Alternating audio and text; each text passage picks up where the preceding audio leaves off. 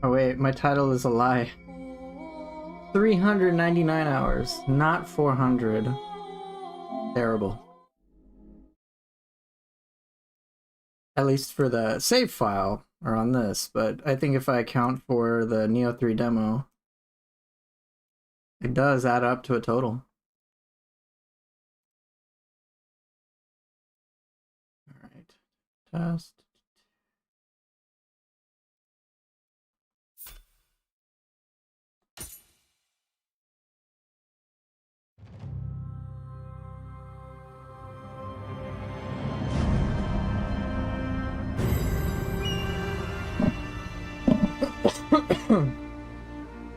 Ugh.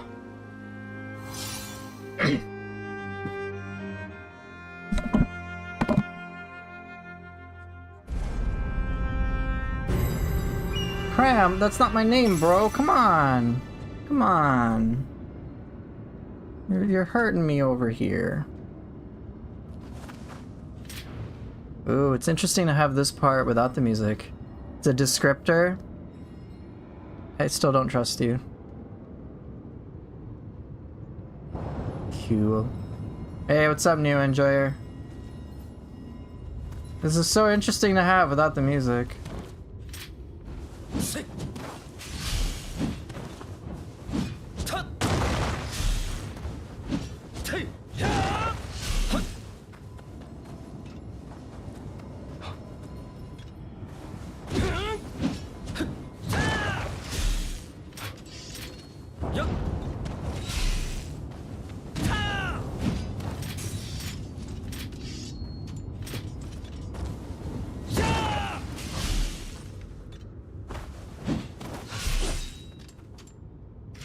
Hey, wizard. Yeah, I guess let's see. Can I beat this?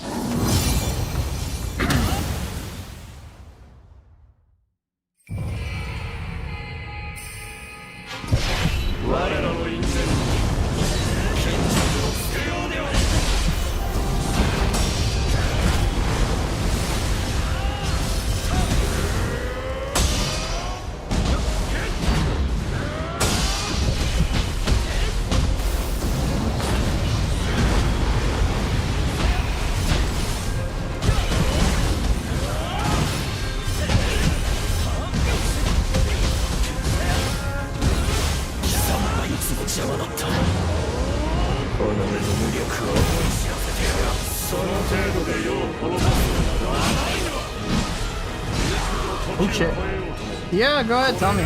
Just again, remember, I'm focused on the game, so if I don't seem excited for your stuff, it's not because I don't think your stuff isn't exciting, it's just I'm focused on the game.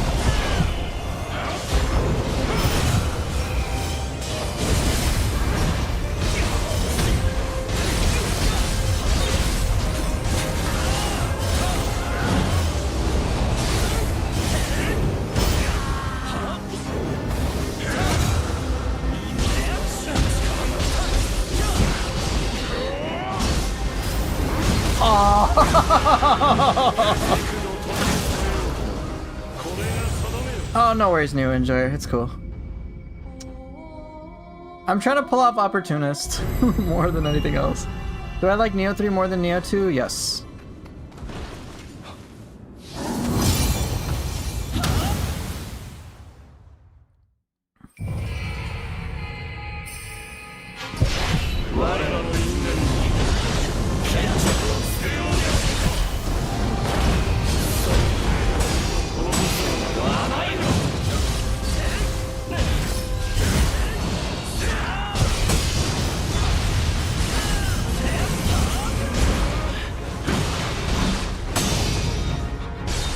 Path of Exile updated? Nice.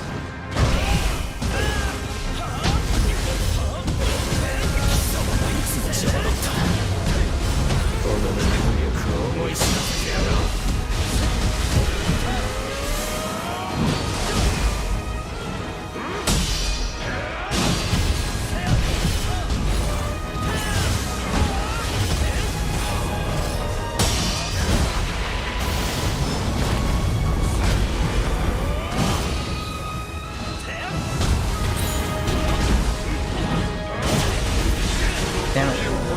Am I wrong for feeling Nioh 3 endgame is actually terrible? Yeah, we're missing DLCs. Nioh 3 doesn't have the endgame that Nioh 2 and Nioh 1 did. There is no endgame, it's just repeat some missions and that's about it.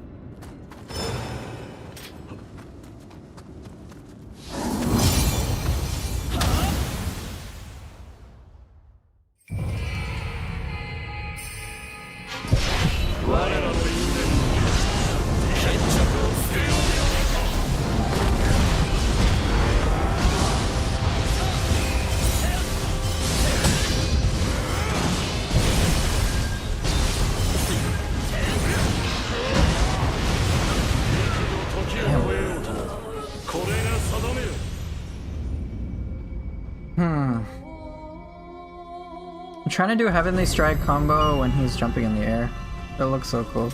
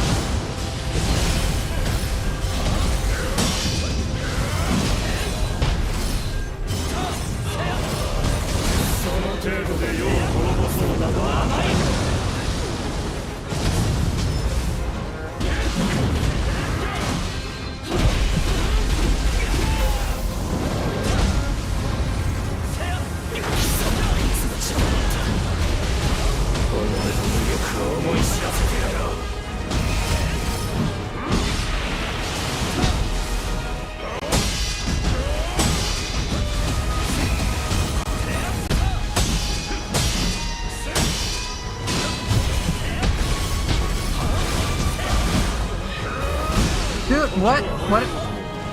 My character was doing Kick Cycle. I was trying to do Heavenly Strike. Thanks, Fiendbusa. Spent 3 hours on Iron Giant today, previously the same on Kraken. Chaos difficulty is fun, 2 hits and you're dead. Just wait till you get to the higher ones.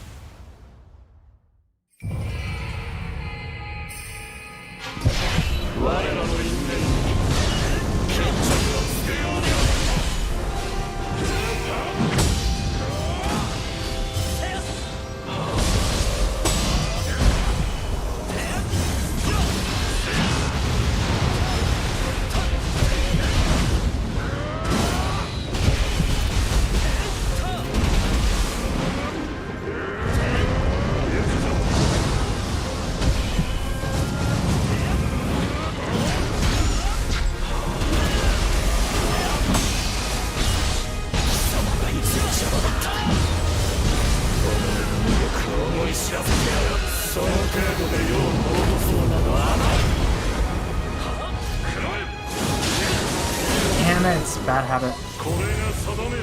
Not only mid-air guardian spirit skills, quick attacks and martial arts reset enemy step, but also ninjutsu resets it as well. Basically anything you do okay, outside. Okay, cool. Good to know. Neo 1 and 2 mission structure, I guess, just made it simple to enjoy playing through them again and Way of the Strong. You can do that. Neo 3 has missions. I'm literally redoing a mission. And you just do battle scrolls, problem solved.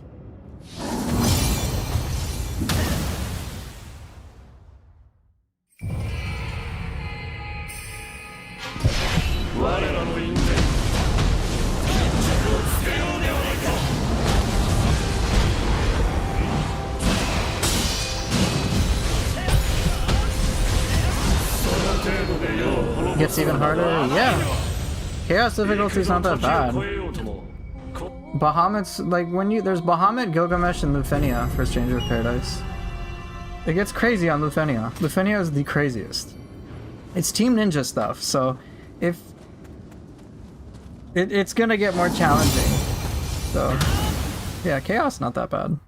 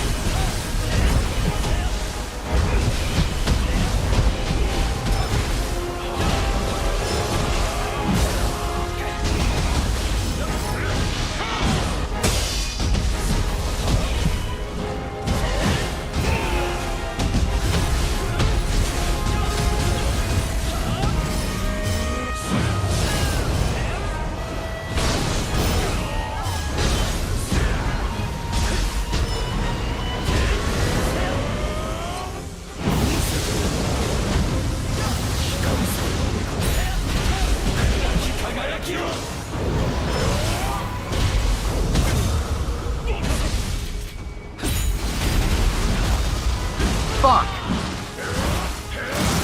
Oh, kill me, bro.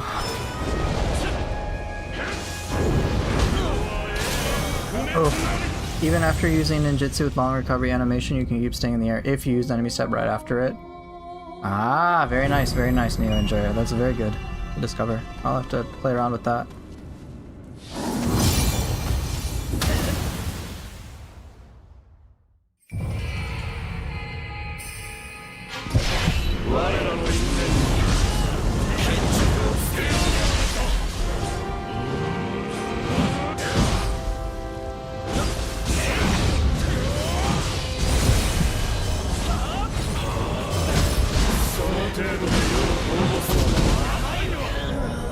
If it only wasn't for that grab, I had a run I was pretty happy with. I mean, I did a shit ton of damage with bombs, admittedly, but I placed it right.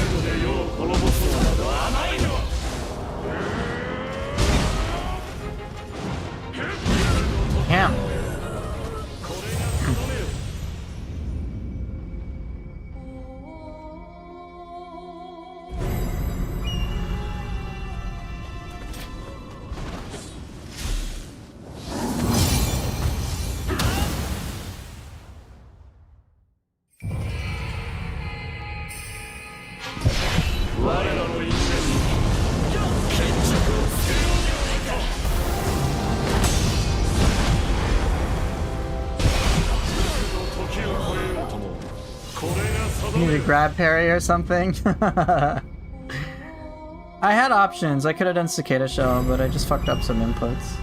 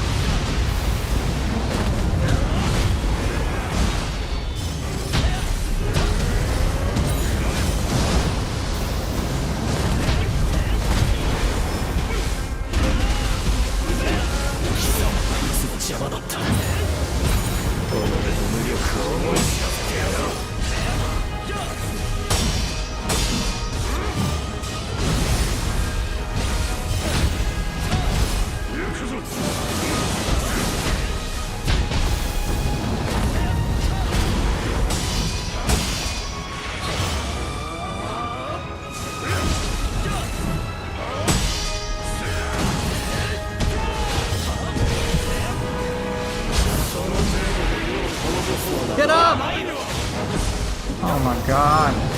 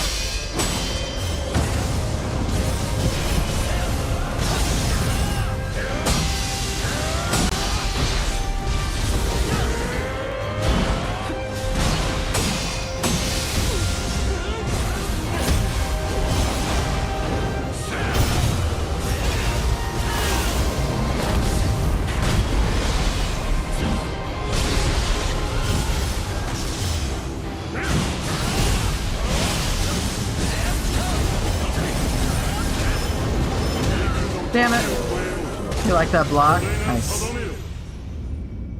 Fuck. I messed it up just slightly. I thought he was doing a different burst attack and then I whiffed it. Oh well.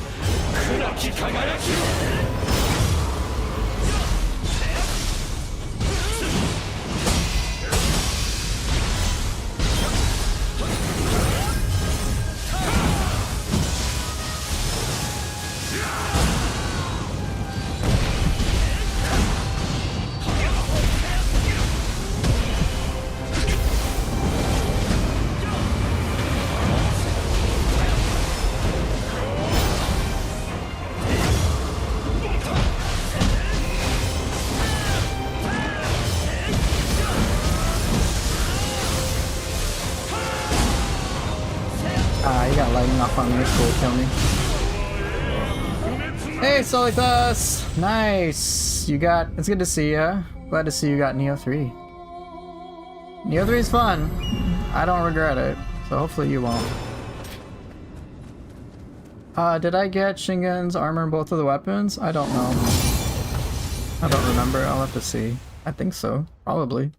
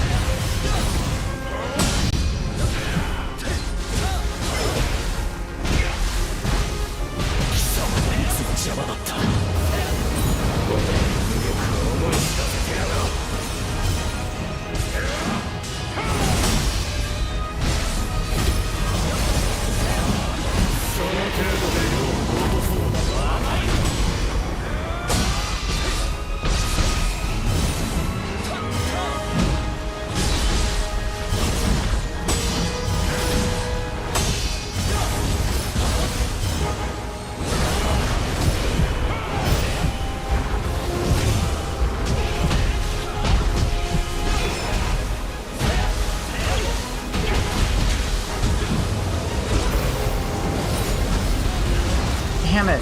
Long time. Please don't kill me, Hirako. It's cool.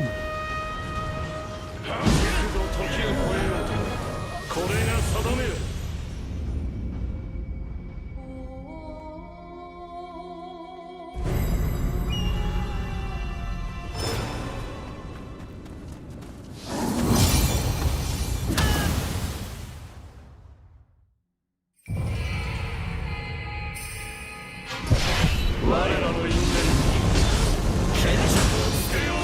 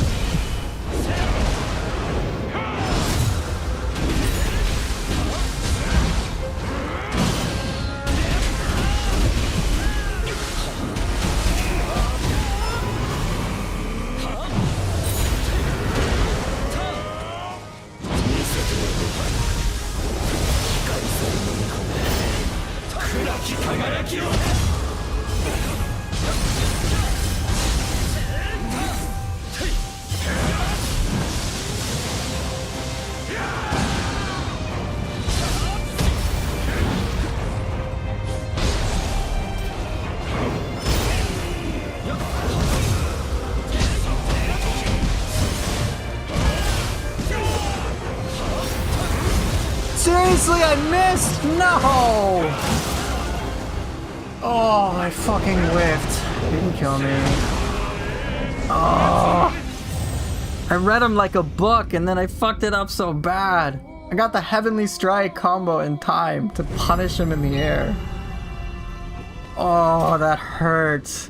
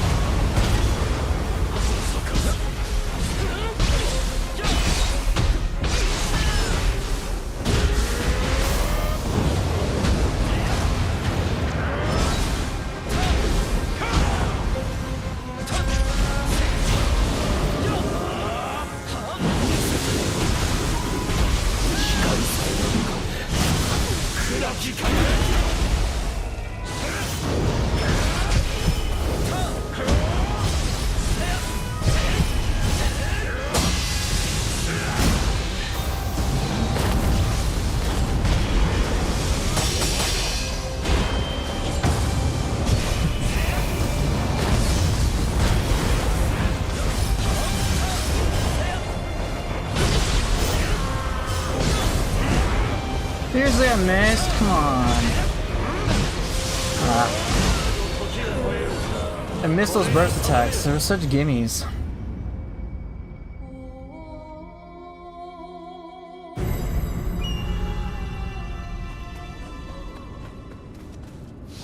Yeah, I should probably disable Leaf Climb. I think that's screwing me up.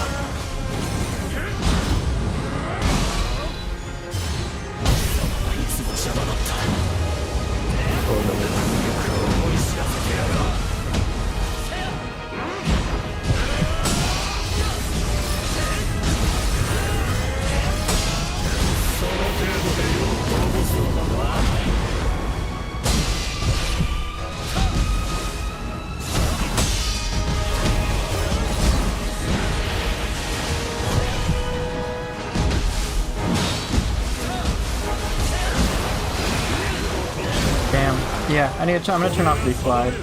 There's no point I'm gonna use it, and it's just screwing me over. Hey, what's up, Chicken Burrito? Good to see ya.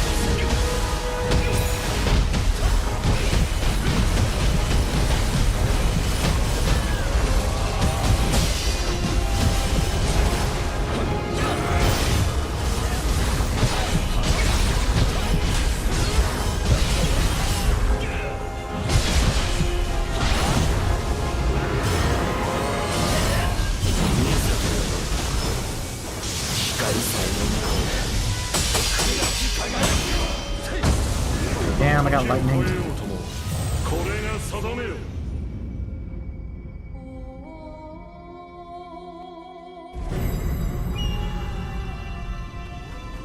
Hey, what's up, Code? Good to see you. Hey, it's Husky. Good to see you too.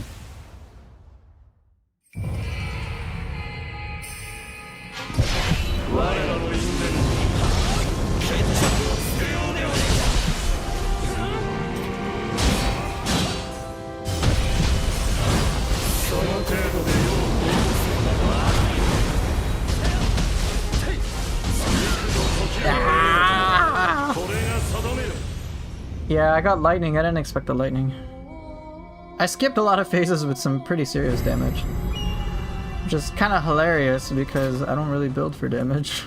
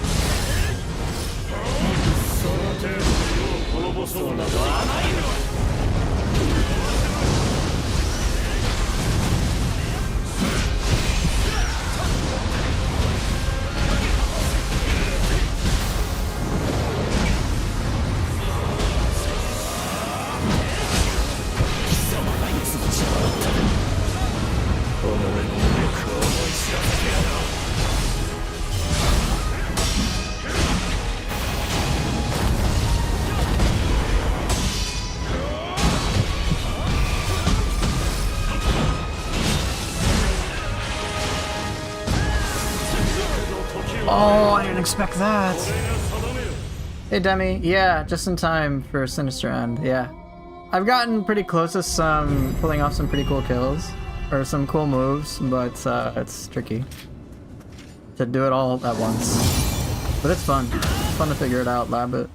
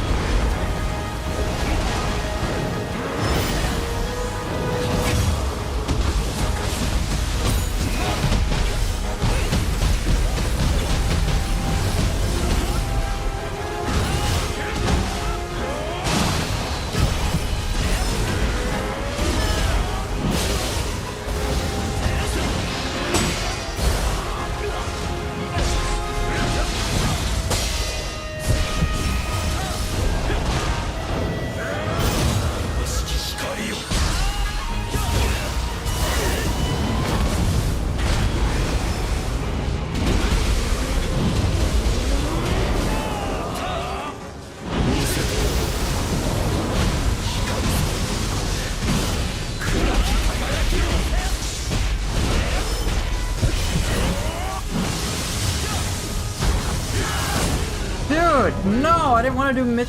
What happened? Did the mid stance Frost Moon. I was trying to do Severing Spin as a test. Yeah, I don't think Opportunist returns key. Opportunist is an incredible punish though. Like a very good punish in terms of key damage.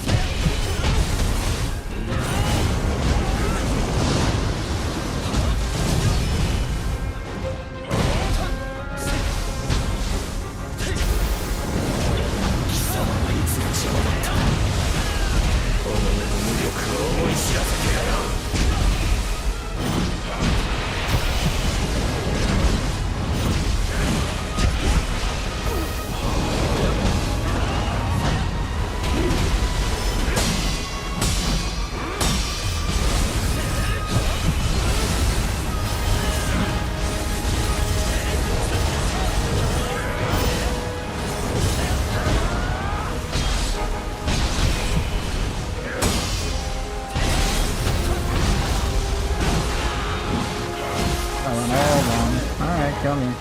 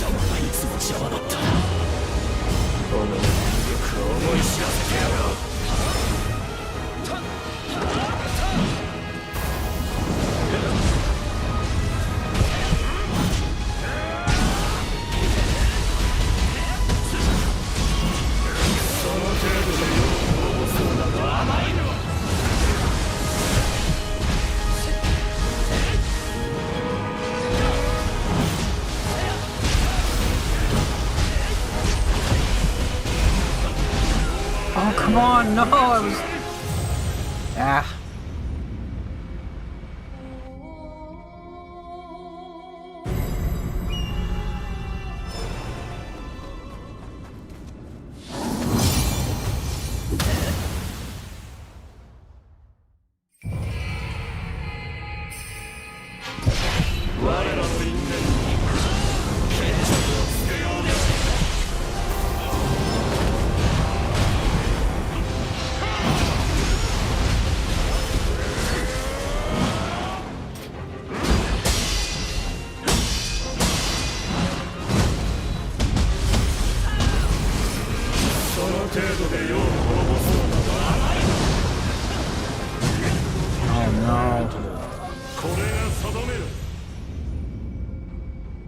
Alright, I'm gonna ignore chat for a bit. I think I'm just getting a little distracted.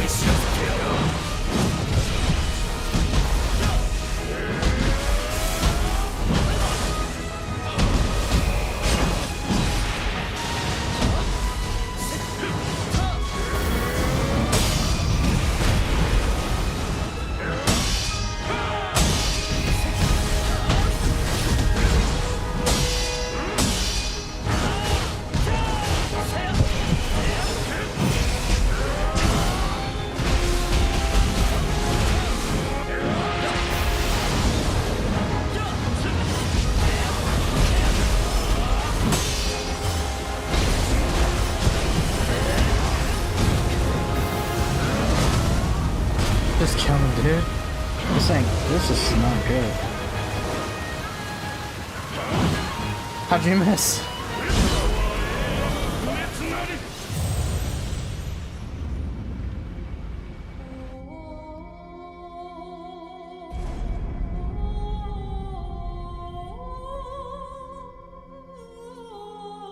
Code, that wasn't Wizard's question. You're answering the wrong question. He didn't ask, have you not thought about her? He asked her, have you worked on yourself?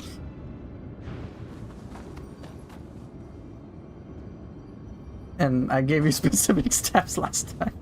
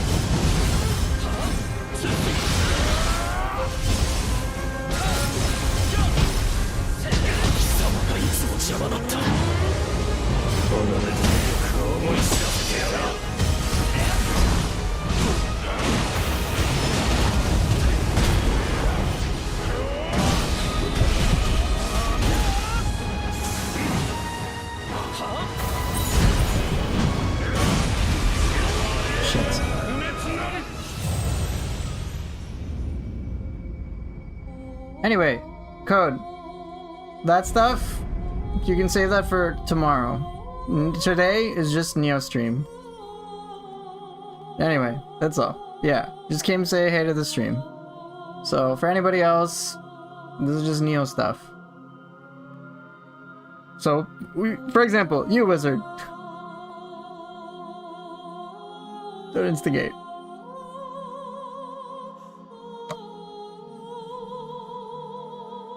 Alright, anyway, I gotta lock in. I just wanna play Neo.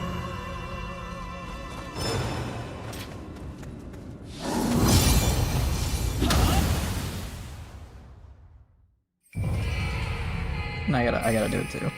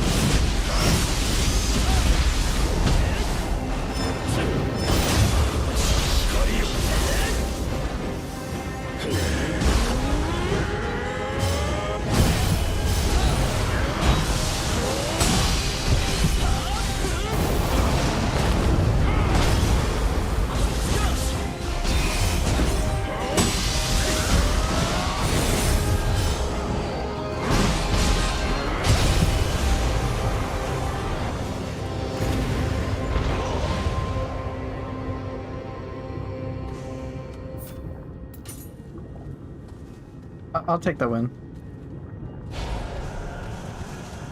Close enough.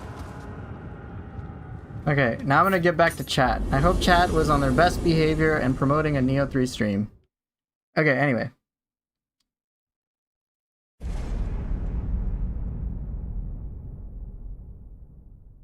So what am I specifically trying to practice today?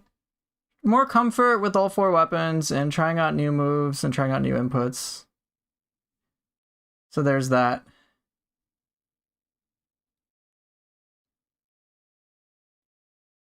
How many questions do I have for the coaching stream tomorrow? I don't think I actually have any. Let's see, did I get a single one? No, I got none. No one, so I can open the floor to public questions and just talk about some random things.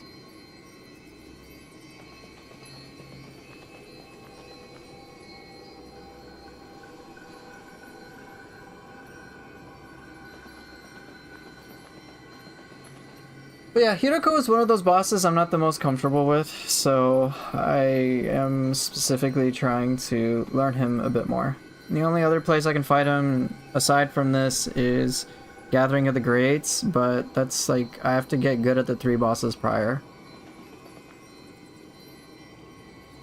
Is there any trick to parry, or is it just timing? It is timing for the deflects, but one general thing that I'll recommend, and I'll put this in my Neo 3 Academy, is less of a matter of understanding like perfect timing as opposed to understanding where you're at. So for example, if you have a tendency to get hit pretty frequently when you're trying to deflect, then I'll say, hey, block a lot earlier.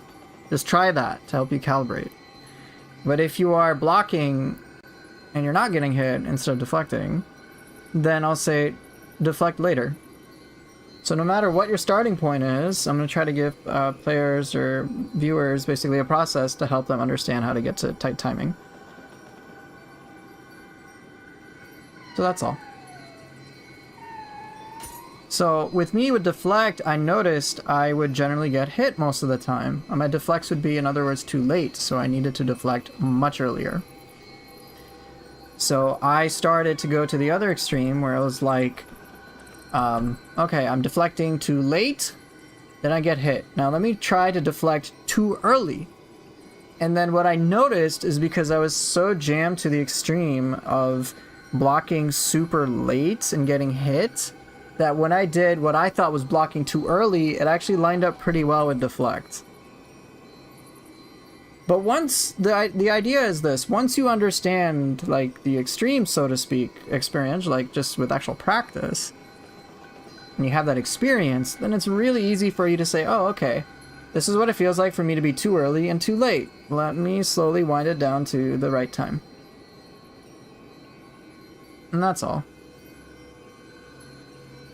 I think that is something that's easier for any normal person to grasp, rather than me going like frame data or talking about milliseconds for parries. Because, truth be told, I don't do that. Now, once, of course, a player has an understanding of the deflect timing at large for them, just player end, then as Demi is talking about, it's very helpful to understand enemy attack patterns. So there is kind of a pattern when it comes to Hiroko, and so it's not as random anymore.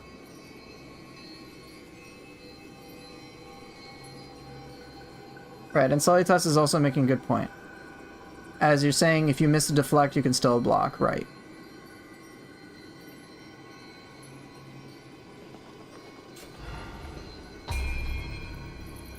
I picked up Artful Deflect. My vibe deflecting is tuning well. Nice, nice, nice. That's tricky. That's tricky business.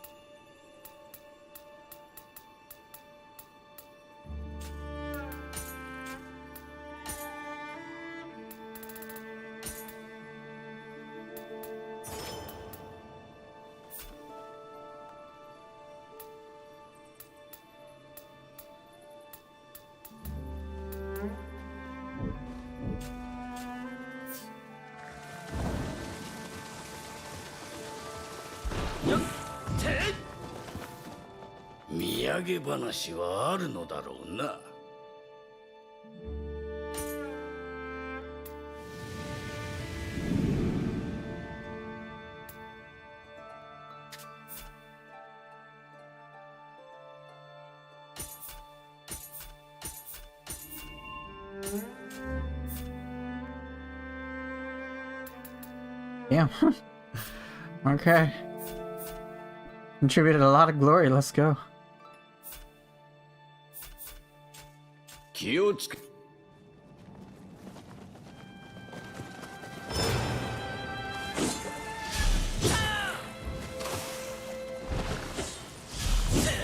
Once you have a good feel for timing the deflects, then you can tap the button and you can deflect consecutive attacks in a row. Right. I think that's a wonderful tip, Solitas, is to just have that in your back pocket.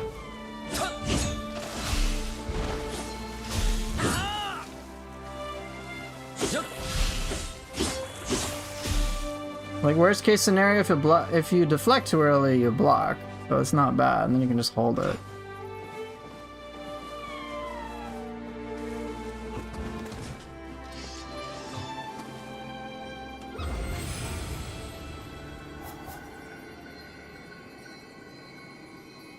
But yeah, another thing, Demi, that I'm trying to do is get more comfortable with,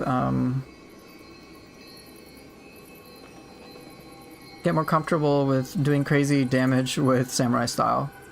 I think I'm pretty comfortable with Ninja style, but with Samurai style, it's a different story. With Samurai style, I think that, like, in Nioh 3 especially, there is a pretty steep curve in terms of really understanding how to get the most out of your damage this time. You know what's harder to get used to than deflecting the follow-up attack to Haze and Flowing Water, or Flowing Mist, or Water Shadow?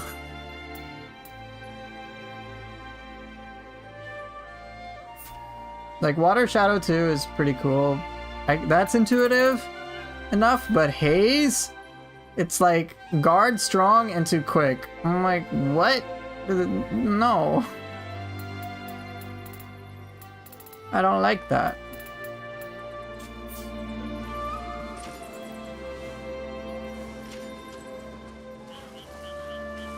Oh boy, I wish how the parry martial arts of Axe from Wolong made it here. Shit hits harder than one more chop in that game. Oh my god, yeah. What do you mean getting comfortable with doing damage Samurai style? That's a good question. So Ninja style, of course, has 2.5 times damage if you attack from behind. For anything, right? Like, that's huge. You can do any attack from behind and it will Shrek. So players understandably can do things like confuse a yokai enemy, get behind it, and then unleash like crazy damage and melt it. That doesn't happen all the time, obviously. With Ninja style, it's those moments are not something I can constantly achieve. So it's very much like burst damage, whereas Samurai style is sustained. But with Samurai style, for example, the bulk of the damage of it comes from arts proficiency. And with arts proficiency, you want to do different martial arts. I think it's like 6 different ones. And then damage is capped. And the damage increase goes from, I think it's like a 60 to 70% increase. So it's like a 1.6, 1.7 times multiplier, which is good. And so that can really capitalize on doing a lot of sustained crazy damage. So, but the thing is, I noticed for myself that sometimes the skills that I use, like the 6th or 7th martial art, for example, or 5th one, more often than not, they're not the super heavy damage dealers. They might just be like, oh, I get extra key damage here and there. But the more I'm intentional about using specific martial arts later in the arts proficiency chain, the more often I can get some crazy damage which just outmatches Samurai Ninja style. So, for example, if I use like Sword of Meditation as a finisher for arts proficiency is downright devastating. Logically, I don't think players can be like, oh, I got arts proficiency right away. The one attack I'm going to do at the very beginning is Sword of Meditation. Probably not. I think they'd understand that it's not really that valuable to do it then. But if it's like, oh, I do a bunch of other attacks to reposition myself or delete key or do a little damage here and there, then like my big damage, my nuke of meditation, as Chicken Burrito is saying, will be like my final attack to end the arts proficiency chain, and it just does so much damage, it's very satisfying.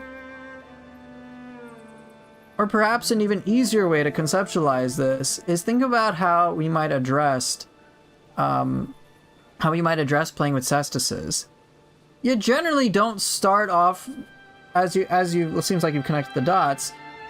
There's something very satisfying with using cestices to get 10 stacks, and then the final thing is like you stomp, and then you use limitless, and then you just like this big punch of damage. As opposed to, oh hey, I have 1 stack, and let me do limitless now. It's like, nah bro, use it at the end! So right, it follows the same principle as Demi is talking about with versatility. So when you can line all those things up, Samurai Style just does ridiculous sustained damage. Ridiculous! So I have to learn which abilities are really the heavy hitters compared to others. And I'm trying to figure that out for various weapons, because I've noticed that sometimes my damage output is on the lower side compared to Ninja Style, and I'm like, what the hell's going on? So that's why I want to learn this stuff. Now, for example, and all that is without the actual debuffs, like what, like confusion and whatnot? Yeah, I suppose. And then when you get max stacks, you get greedy to hit that big attack and then die. I mean, that is the experience, but that is the fun. Yeah, versatility with arts proficiency is ridiculous. And then if you throw on cestices, it's comical. For example, with cestices, the heavy hitters obviously is limitless. Limitless and even limitless tough is absolutely insane.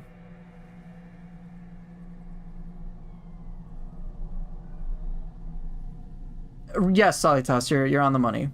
Limitless tough is huge. Heavenly Strike combo is also fantastic, but again, it's situational because you need big, like really tall enemies for it to take advantage of that.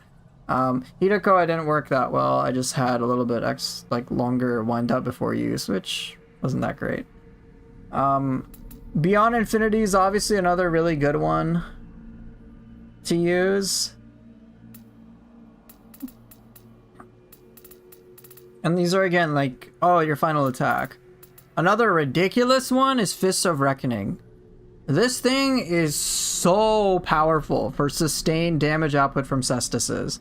It is nuts.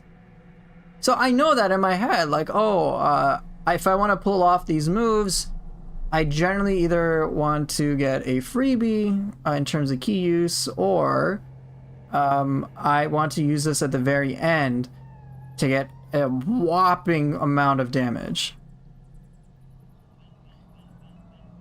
So some of these abilities are like heavy hitters that I can use in the very beginning, or heavy hitters at the end.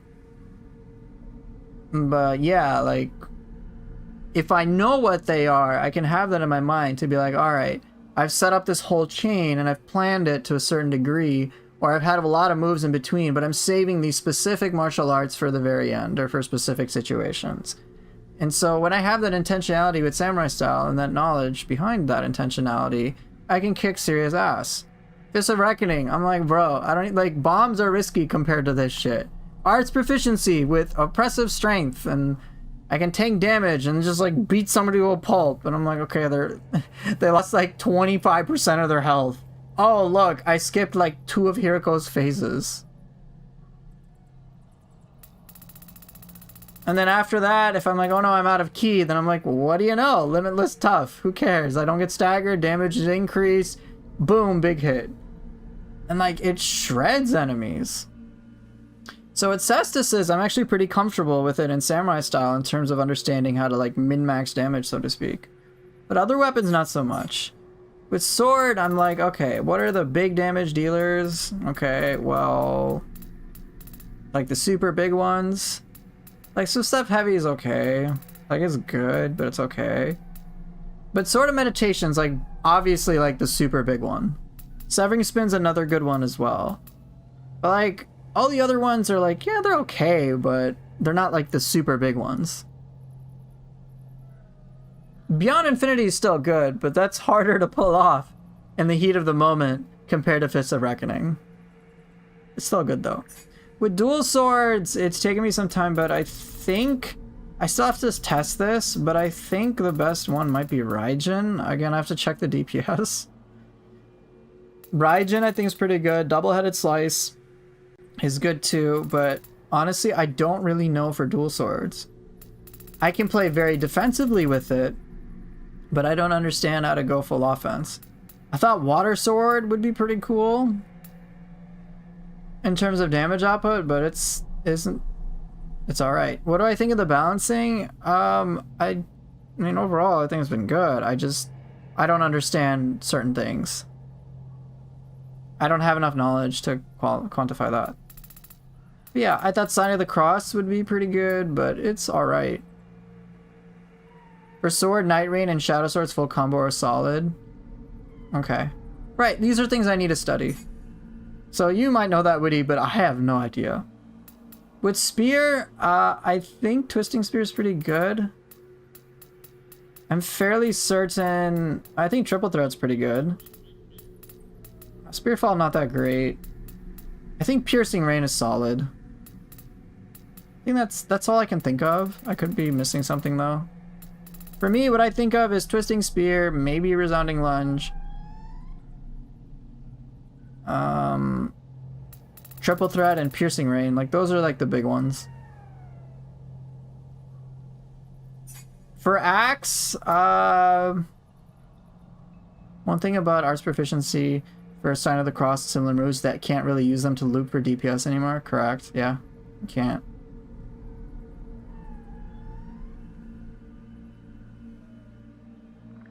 I think Axe overall already has a lot of big heavy hitters. Rumbling Earth is crazy for key, but for like big damage, Lumber Chop's pretty solid. I mean, a lot of the moves actually. Not Earth Carver. Tornado Edge is nuts.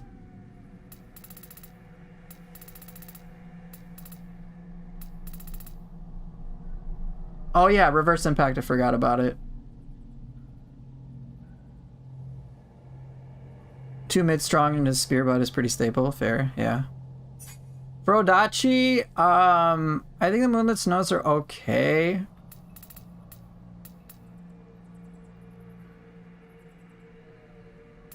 Believe it or not, Undaunted and a Skyward Serpent's actually pretty good. Now, as a finisher, I wouldn't use those. So, okay. I guess let me change the question I'm trying to answer. What would I think would be the best move to use to end Arts Proficiency? With Axe, it would either be Lumber Chop or probably Tornado Edge. For Odachi, at the very end, I don't think Moonlit Snow anymore. Would it be Soaring Fowl? Soaring Fowl is ridiculous, but at the very end, I mean, Moonlit Snow Charge is still pretty good.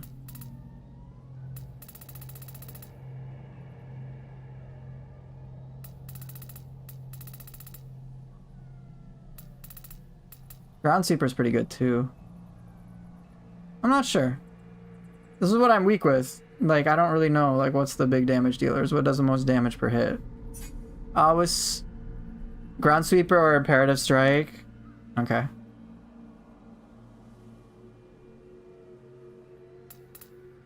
For this, Focus Retribution is actually pretty good. Like, as a finale. What else?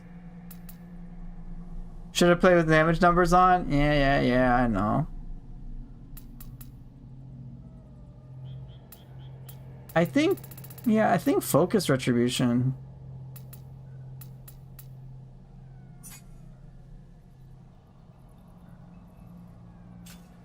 Yeah, I could put damage numbers on, or I just don't have to. And can be lost in confusion. I can have confusion inflicted on me. Poofer counts the pixels on the HP bar, exactly. I mean, I guess I can go into the training ground and find out.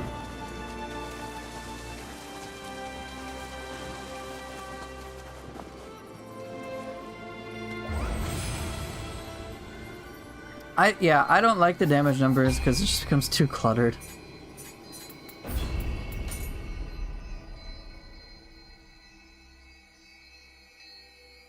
You always have damage numbers on, makes it easier to test things in the heat of the moment. Touche, touche.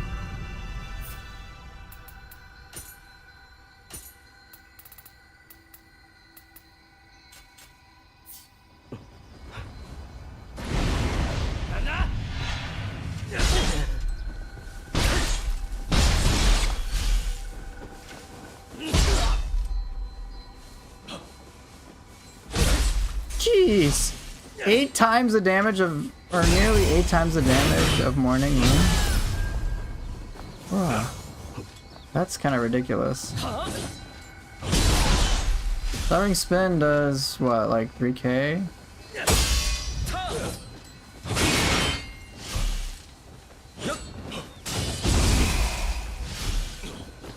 That's pretty decent.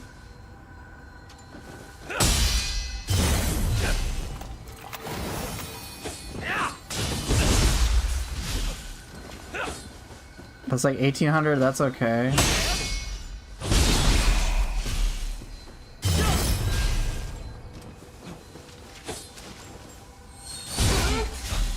$1900.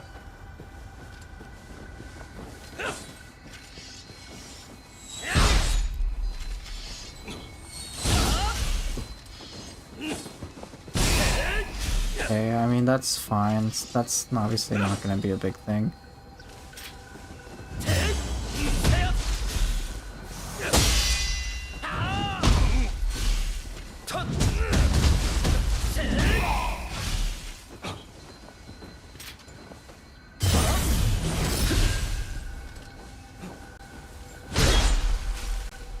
$3,500 damage? What?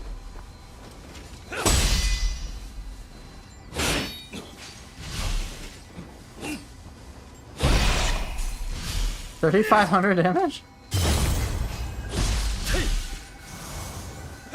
Dude, that's such a huge multiplier. What the hell? Double the damage? Dude, that already does a shit ton of damage. What the fuck? That already does a ton, and then they just more than double the damage. Oh my god. It's a lot.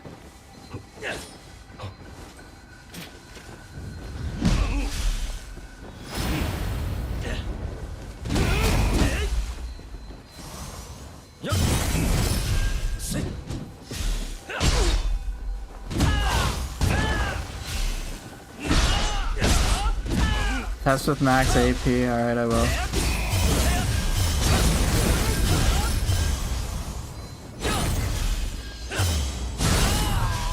Alright, let's test it. Let's see. What's max damage? All stacks.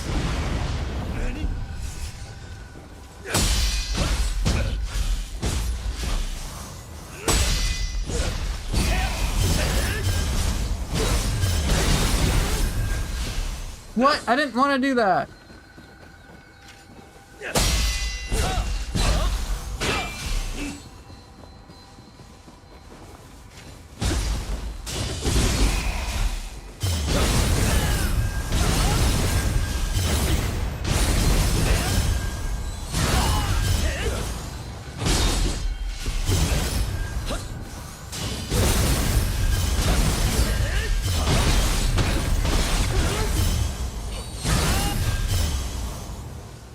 Okay, how much? Jeez. Yeah, I know, I can refill AP doing this. Okay, starting damage? 14k damage, what the hell? That's so much.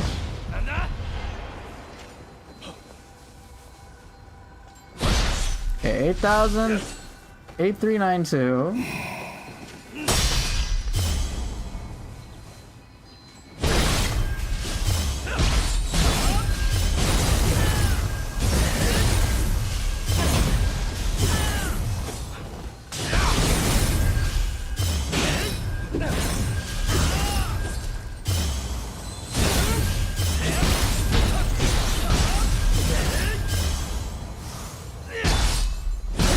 Jeez.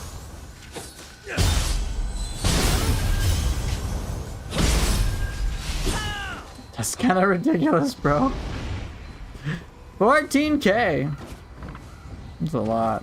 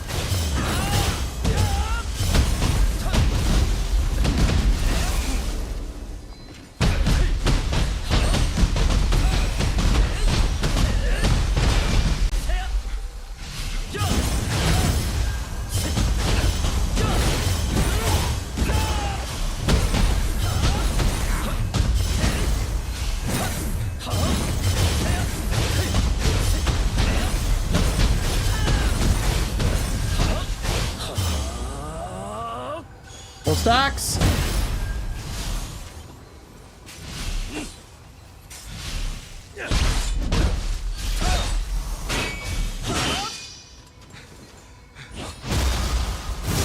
So wait, 12k damage? So wait. Alright. So Sword of Meditation does more than full stacks on Limitless? Okay. Maybe Sword of Meditation can get tuned down a little bit. I think it'll be fine. Never-ending Arts, that was cool to see, yeah.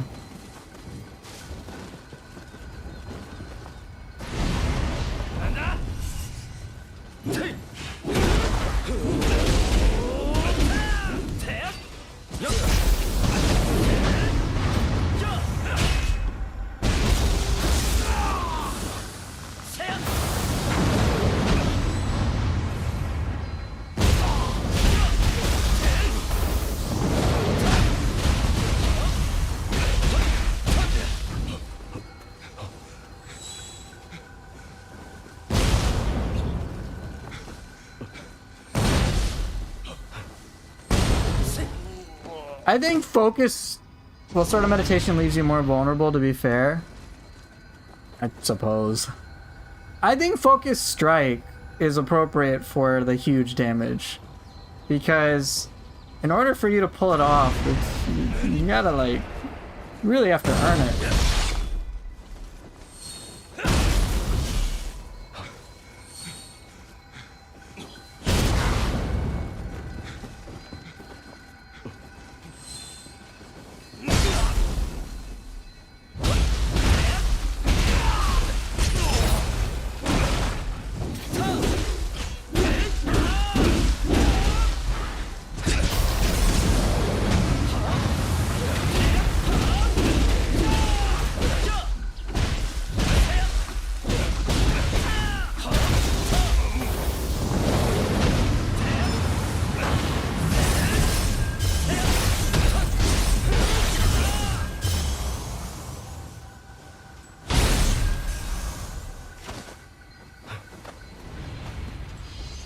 Bear in mind, for me, I'm kind of used to Sword of Meditation.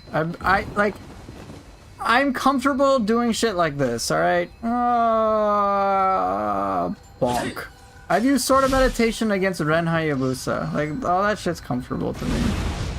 So, it's not like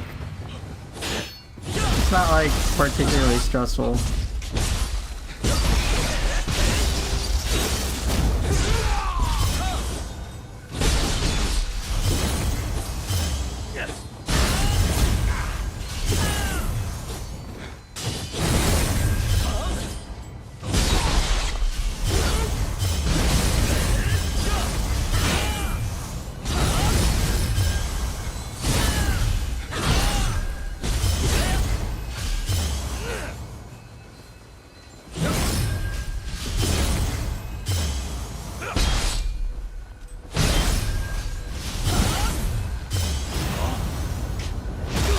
Aw.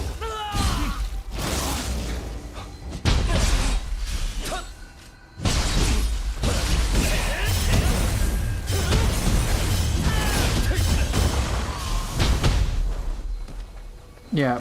Anyway, most humble streamer, by the way. Yes, most humble streamer. Anyway, I don't want to test. I just want to play. Somebody else can do the testing. Yeah, I've got to figure out, like, what are the very obvious, like, finishing moves to use for arts proficiency, and just for me to understand, hey, this is my moment where I want to prioritize depleting an enemy's ki, moving around, being spicy, and then, alright, big heavy hitters. You know the samurai skill favored wins? It does more melee damage versus alien enemies, right? I tested it, it does 10% more damage, and it stacks additively with 20% from water debuff. Nice, nice, nice. Okay, what's next? What enemy do I want to learn? I'll just try a different scroll.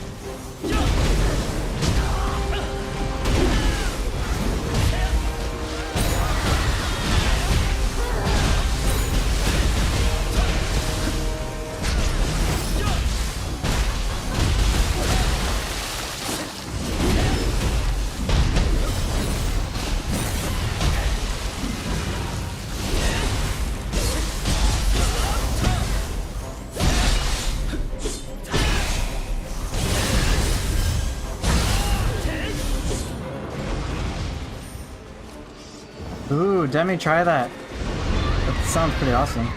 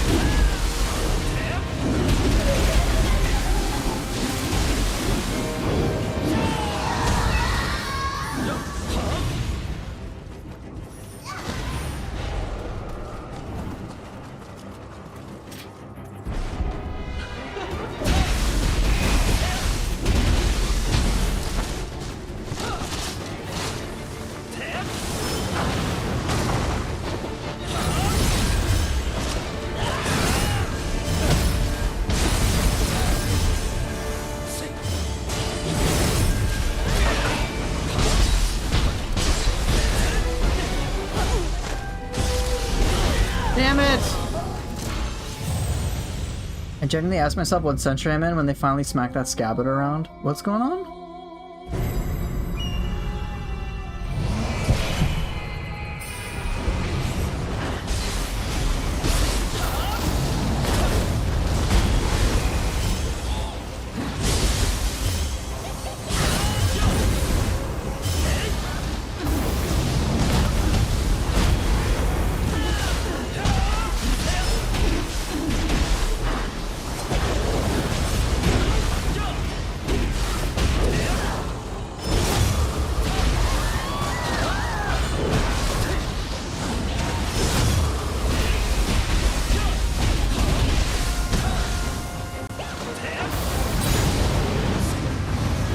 Oh, you're talking about Shadow Sword, Light and Darkness, all that stuff. The Scabbard being slowed down, got it.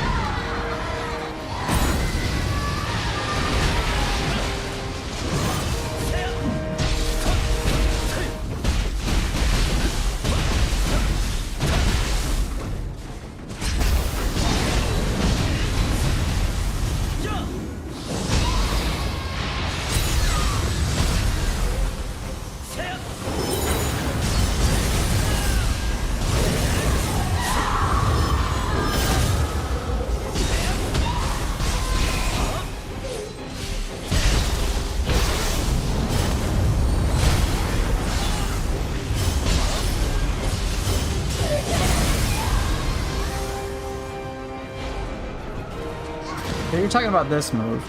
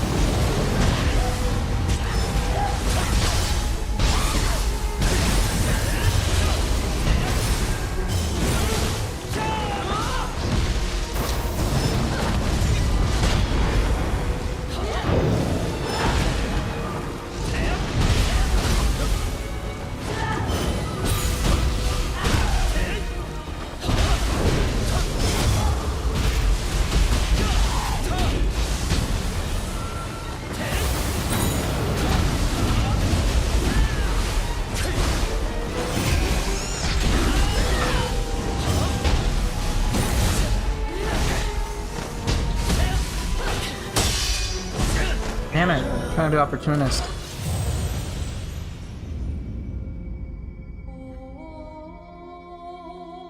I don't know why they slowed it down. Team Ninja didn't give any rationale.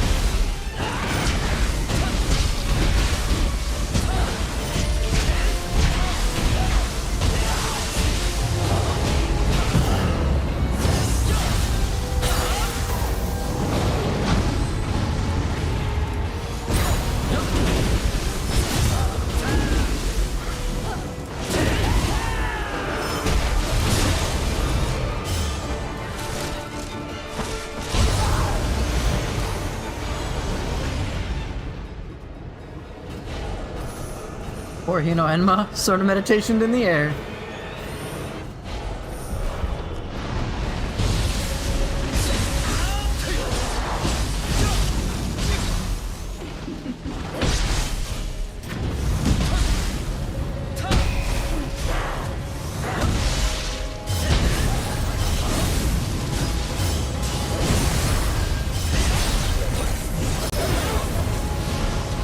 Oh, she got the grab.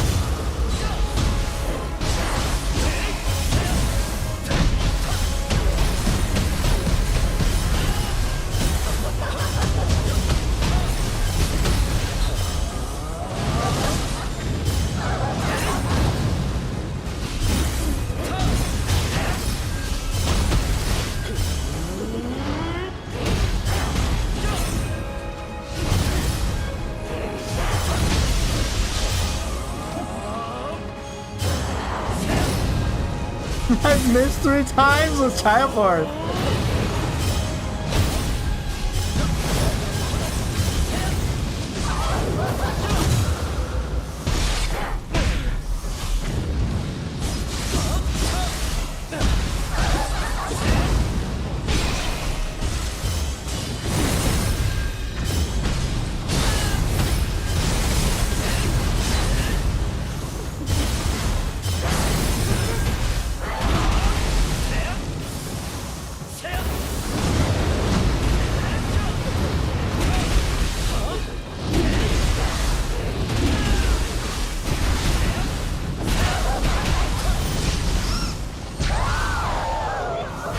Well, Scampus got the kill. I will accept.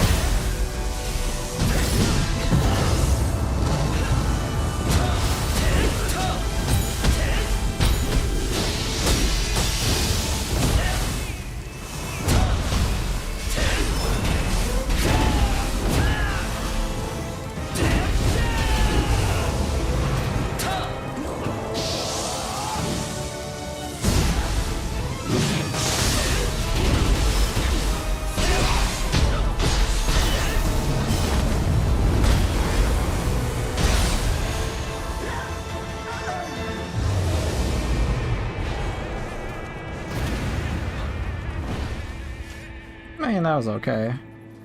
No, not Ibaraki Gaki. Get out of here.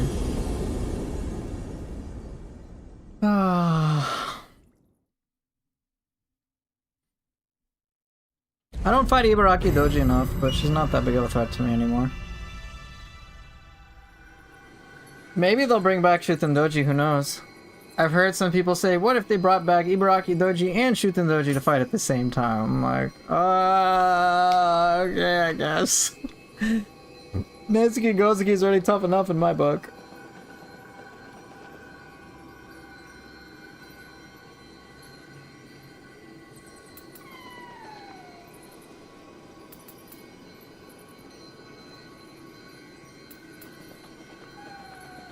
No Gaki burrito. No, no, Witty. No, that's not the idea. Team Ninja, don't go for it.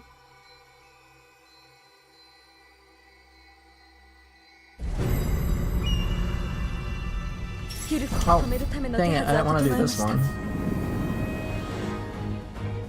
I personally hope they focus on making new ones. Like if I had to say, hey, you got 10 bosses. What would I want the split to be? Please make lots of new ones. I like their new ones. Their old ones, like, I do appreciate the revamps, but, like, just go new. New and cool. Overall, they're all, like, standouts to me. The human bosses, the new ones in Neo 3. I'm not talking about the NPC revenants. The new ones I very much do like.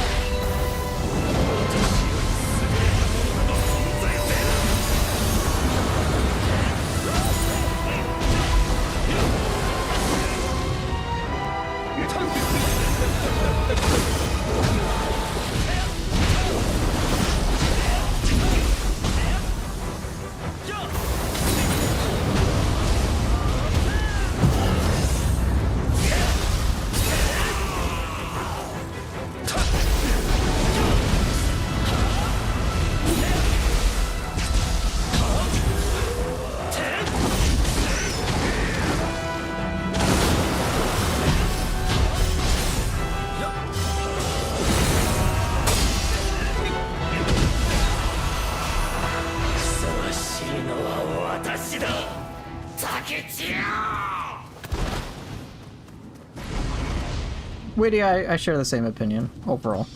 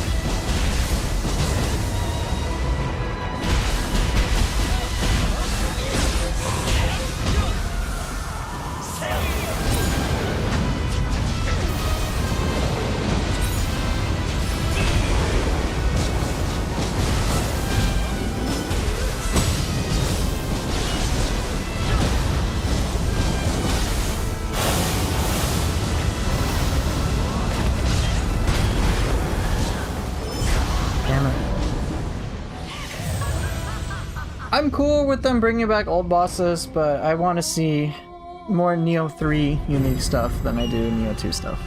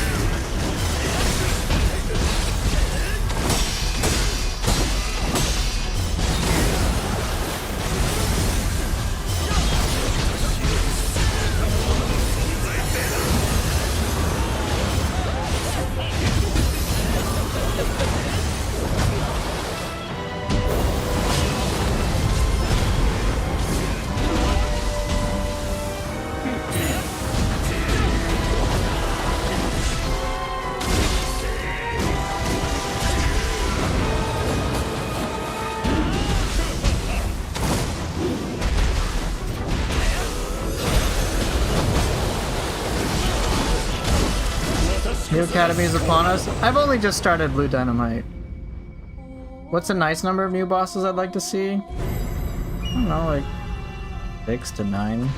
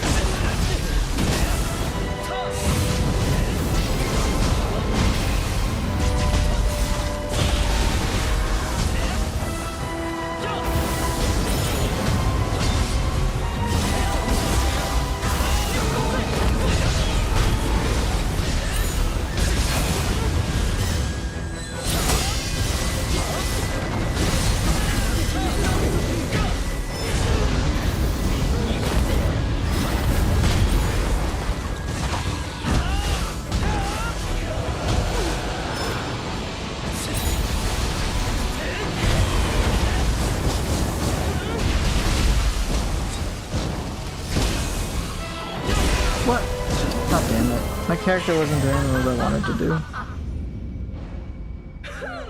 do. Oof.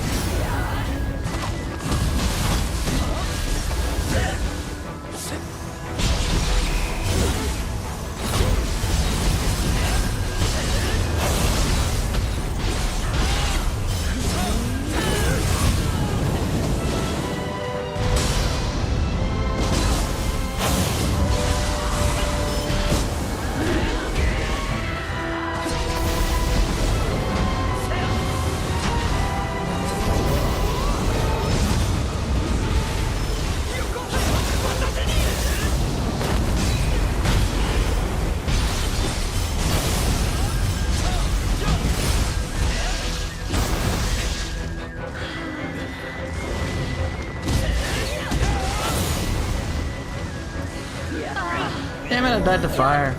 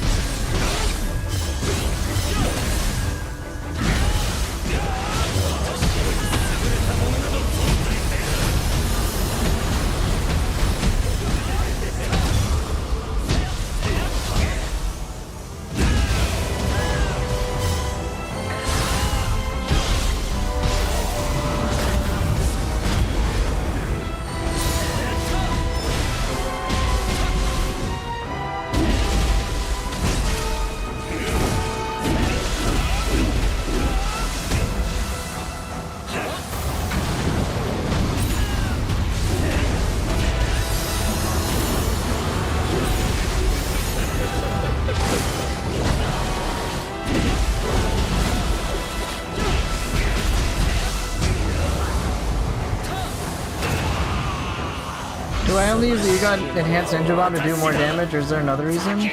One, I like the damage, but I use it for damage because it's how I do the damage. Just this big bomb, and then it's kind of hilarious. It's my meme damage.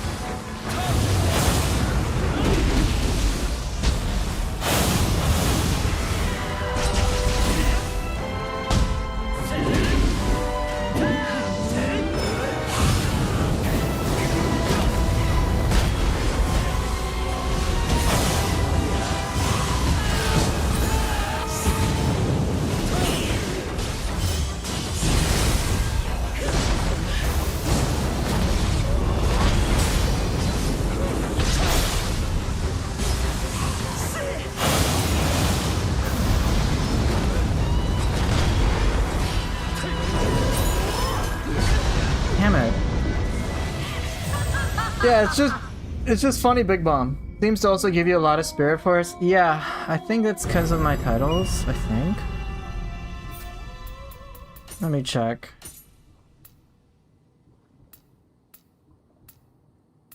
Pretty sure I have it for... Yeah, here you go. Spirit Force bonus ninjutsu hit. Rank A. This is pretty silly.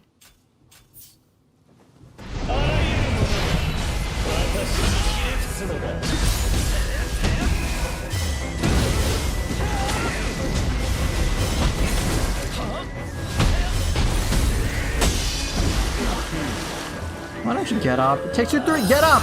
I'm legit mashing Sunrise. I'm mashing Triangle.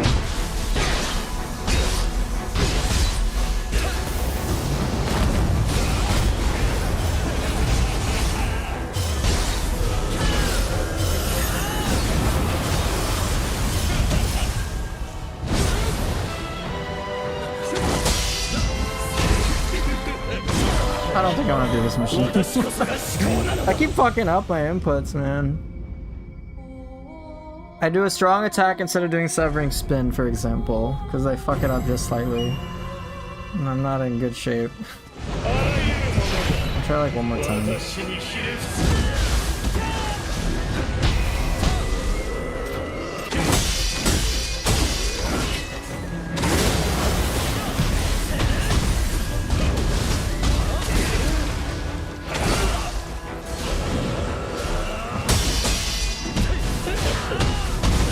Yeah, fuck it. That's it. That's all I want to do for this mission. Oh. Brain and inputs are not connected, so I'm not going to be able to play well.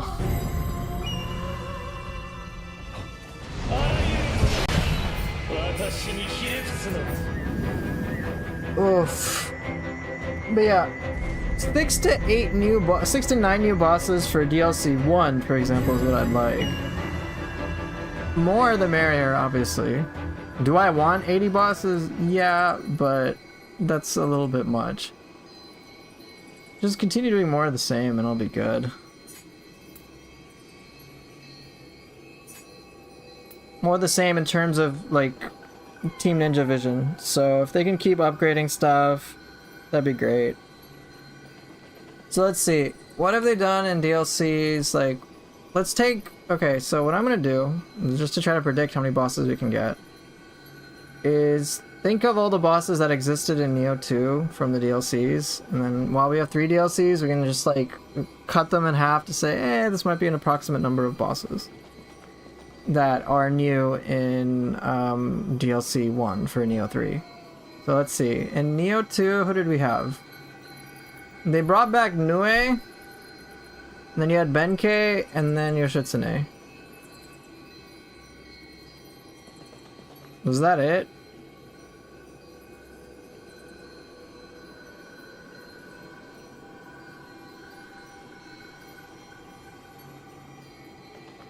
I mean, sure they had that Tyra boss, but that guy was just a glorified Revenant. Okay, well, okay, so let's just say 3 brand new bosses. Maybe 4, I suppose. Oh, Uminyudo. I forgot. So 4. 4 or 5, okay? Yeah, Nue, Uminyudo, Benkei, Yoshitsune. And then the Tyra boss. So like 5, right? Okay. And then DLC 2. We had Yorimitsu, Tsuchigumo, Lightning Gods of Yomi, Ashia Doman, White Tiger, Giant Toad, Ren Hayabusa, Super Doji. That's like 8, right? Hey, what's up, Soulpool? Are there other ones I'm missing? So like 8 bosses in DLC 2?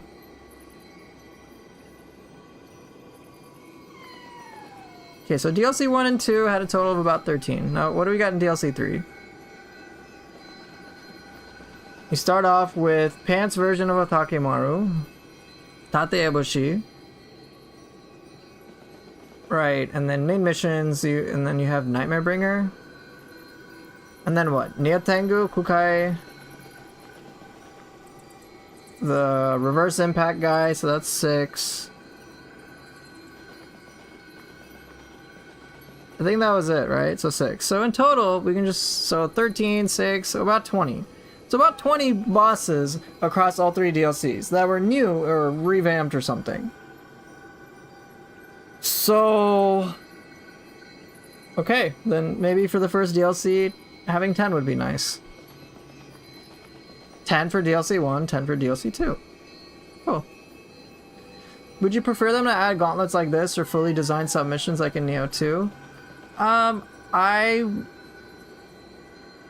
okay with gauntlets, but I just like the new stuff, the different stuff. To me, these can be super challenging, but they're just like endurance fests by and large. And I prioritize these because I can just fight the bosses quickly and learn them quickly. But for more cinematic appeal and more fun appeal, it's really nice for me to also have just like new things. It's not a one or the other thing, I'd like both. Just like Witty is saying. In the same way, I would like for Nioh 3 to have a lot of new bosses, but it's okay to bring back some old ones. But regardless, I want the new vision for Nioh bosses to always be a thing. I do like, let's see, the bosses I like in this game, I do like Hino Enma. I think Ryomen's pretty cool. Onryoki's whatever. But just having that like newness, where it's like, oh, this boss is like an updated version, it feels great. I think more than anything, they need to find a way to encourage people to go through the open fields more. Yeah, it would be nice, because I'm just stuck doing battle scrolls the entire time. And I want to do more open field stuff, but it's like, well, kind of explored a lot of the things. The lesser crucibles are, they're alright, but if I really want to challenge, I would just do the battle scrolls, so I don't see the value at this time in really sticking to the open field. Maybe there's like 1 or 2 things that are challenging, but for the most part, it's kind of eh. Same with the masters. I'm not like that huge on the masters either. I think random mini bosses in the field would be neat. Yeah, that'd be cool. Yeah, that's the thing. I also can't refight certain open field bosses. If I want to fight Demon of Obsession, again, my choices are Supernatural Shrieks and Shadows of the Three Oni. I can't like resummon him and fight him again.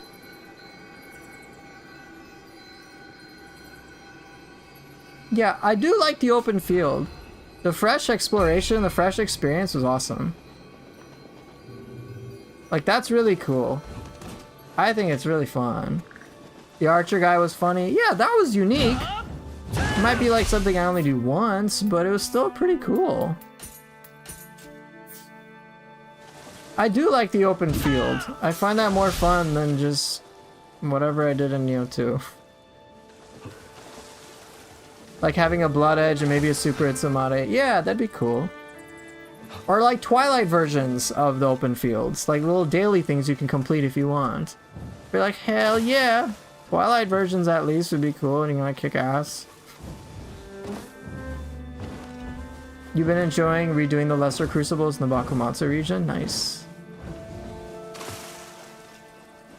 They gotta be used more as the giant side mission sections they can be, yeah. I think just have, like, it'd be cool to just have a Twilight version. I hope they're working on a Twilight version. I don't know, though. You should also take into account that with Neo 3, Team Ninja took a big risk with changing major stuff for Neo. So I'd say it's likely that the 2 DLCs would be bigger compared to Neo 1 2. I agree, yeah. I think that the 2 DLCs put together will be quite large. My experience of Neo 3's base game is that it's been overall more packed than either of the base games for Neo 1 or Neo 2. Which I like. I have gotten lost in Neo 3's entire like experience doing everything. I'm like, it's taken like 80 hours for me to beat that, and it was 80 hours that I enjoyed.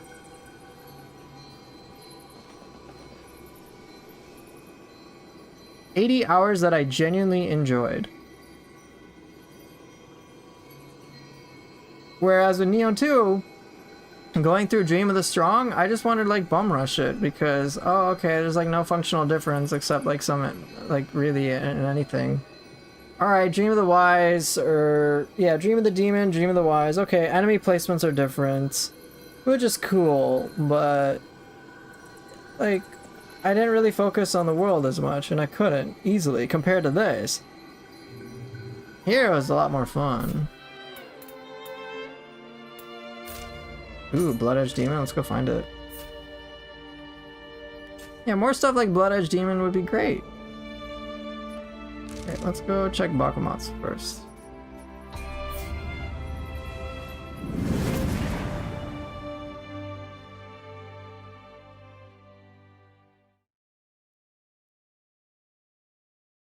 I know I got hooked onto exploring this game.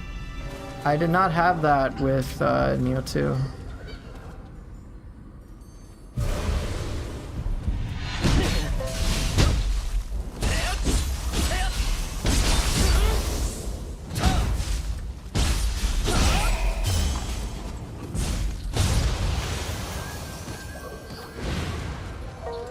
No, not in this one, okay. How did Rise of the Ronin keep the open world fresh? Might be a clue at how they will approach future updates with Neo 3. They had the midnight zones. And those are fun, because let's just say, like, for example, this whole thing would be like taken over by yokai. Kind of like the Crucible stuff, but it'd be like taken over and then you can't travel, like you have to like clear it. It was kind of fun. Yeah, like certain bosses, and it would keep refreshing. They did that a little bit with the lesser crucibles, but eh. But yeah, here, yeah. So as Knife is talking about, it was just enemy. There were bosses at enemy bases, and some were cool, and some were not, but you could refight them.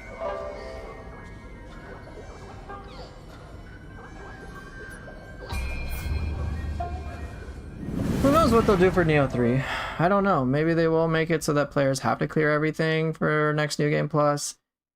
I don't think it wasn't a requirement for me in New Game Plus to clear it all. I just wanted to.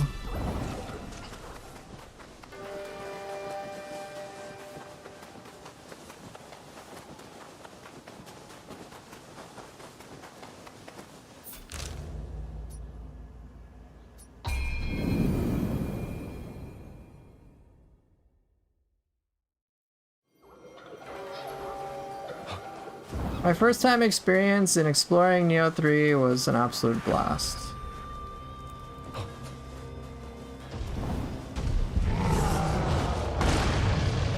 Feels wrong not having them checked out. I mean, well, that's true. I agree.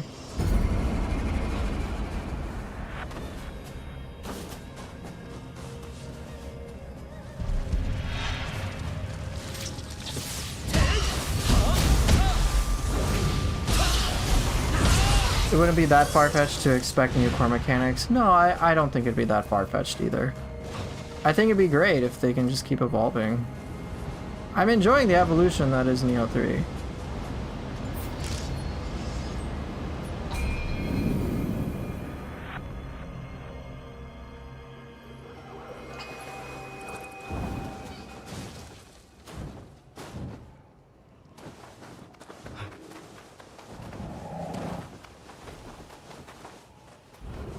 Blood Edge Kagetoki appeared. Oh no.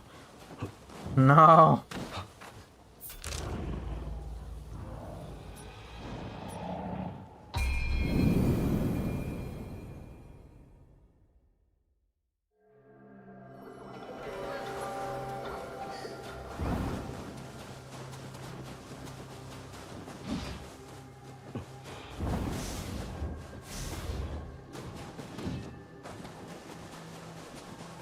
Exploring this for the first time was such a joy.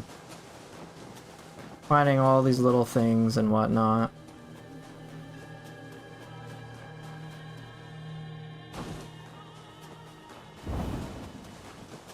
Like, I could just get lost in the game.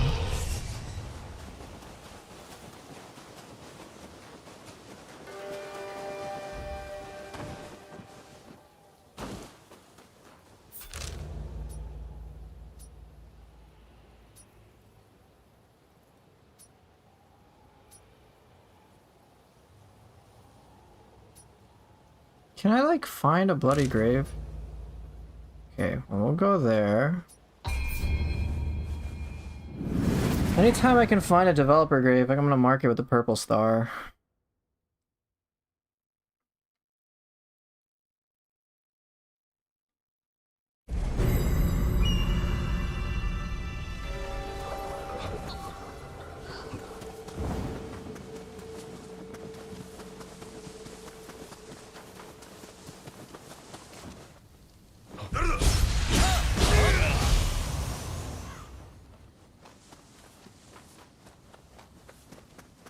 You don't think the devs won't respawn?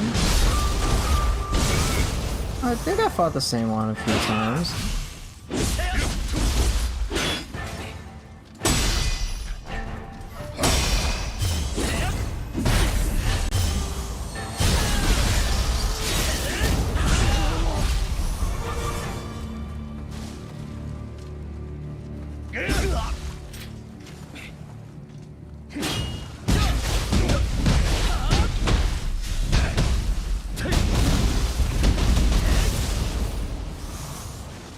Well, I may not have gotten a developer one, but at least I got this.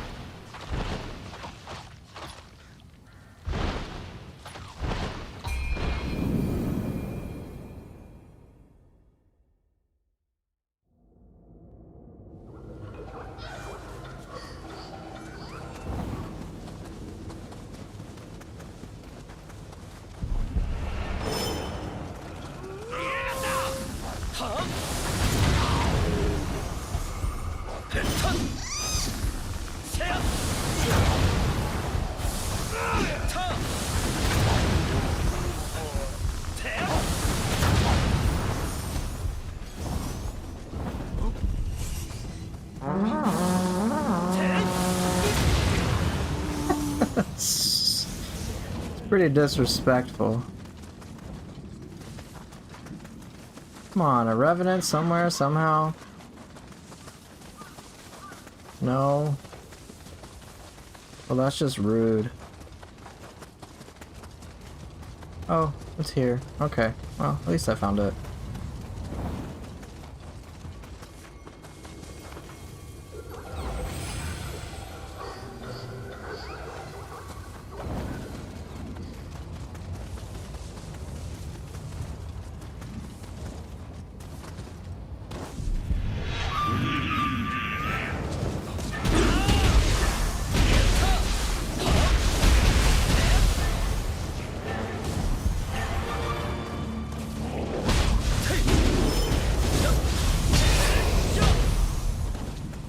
At least it didn't take ages this time. Yeah, at least it didn't.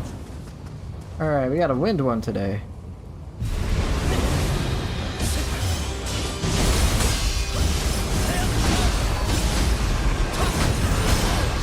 Oh, okay. Took a risk. I should have style shift a little sooner and then done Cicada Shell. Oof.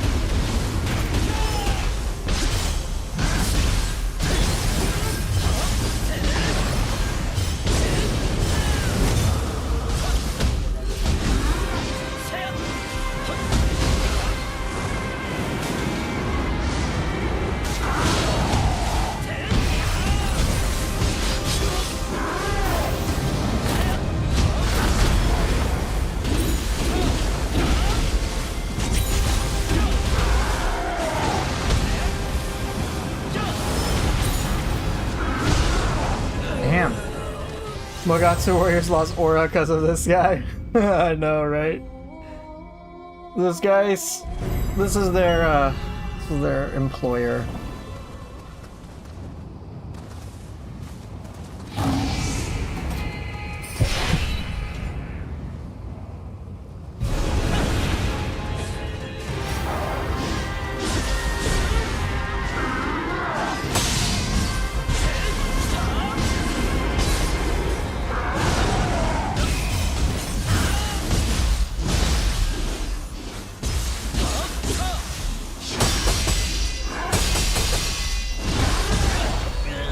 Damn. Oh, the wind form doesn't terrify me that much. Fire and lightning are more threats to me. Wind is one of the easier ones. Imagine this guy with the curse enhancement.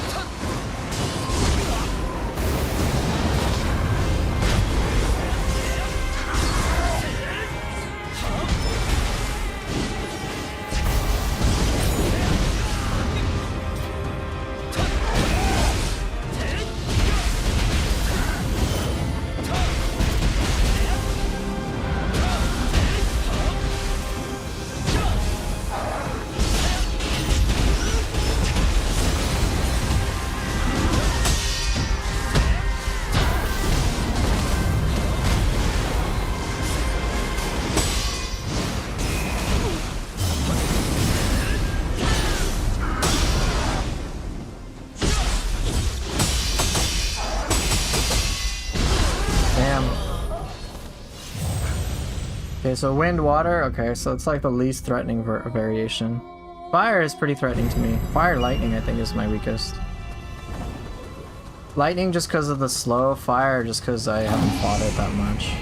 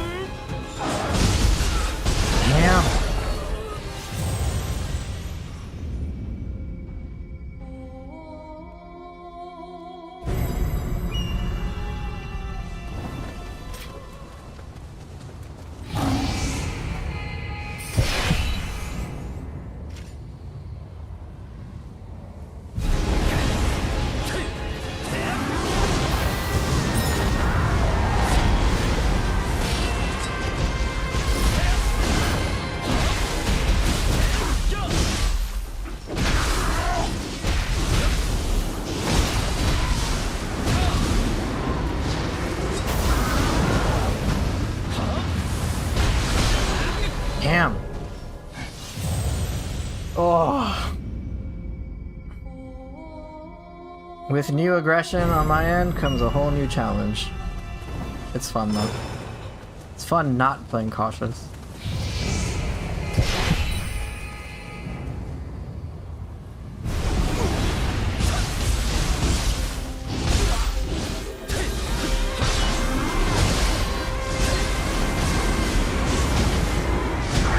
Ah, the wind.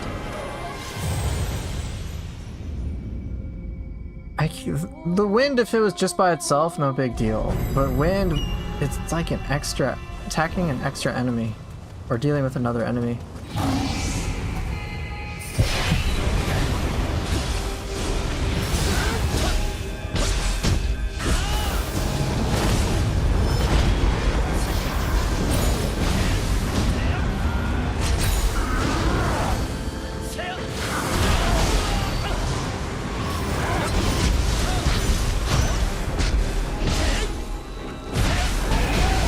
Damn. Playing without elixirs is also fun. Saying that, I have like 50 heal on Amrita. Nice. You have 50% more heals than I do. I have 33 or 36.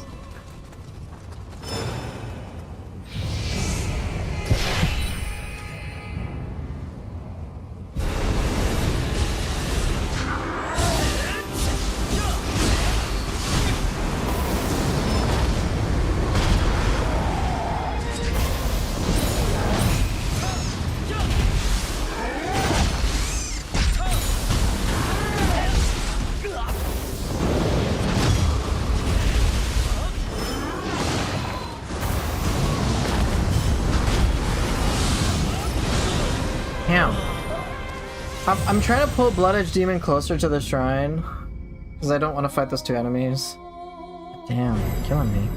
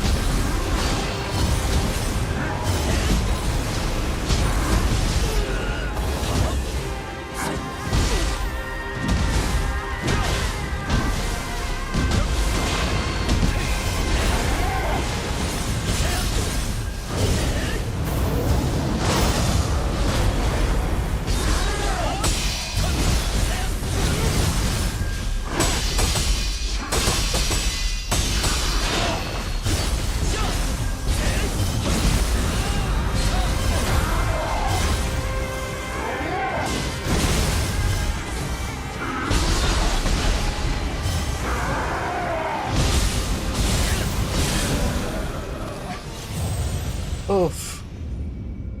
So greedy.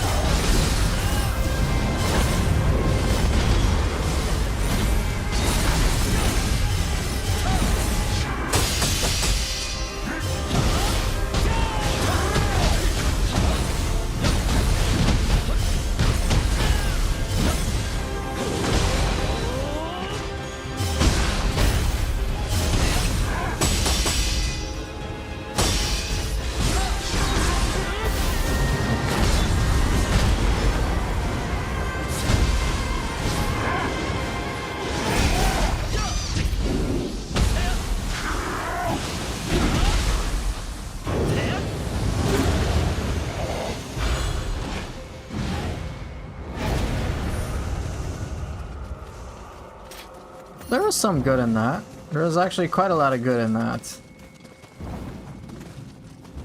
But yeah, at least I got an explosive end there. Cool. Damn, I can see the improvement I've had since I first started that fight. Like, the first time I ever fought him. I did, like, nearly die with Limitless Tough. So that was probably a big mistake on my part. But, damn, I just went all out, bro. Kind of fun. Oh. If only I could, like, refight bosses here. That'd be kind of cool.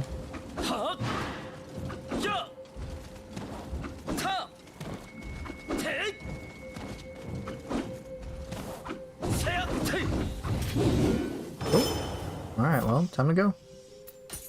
I'm gonna go somewhere else.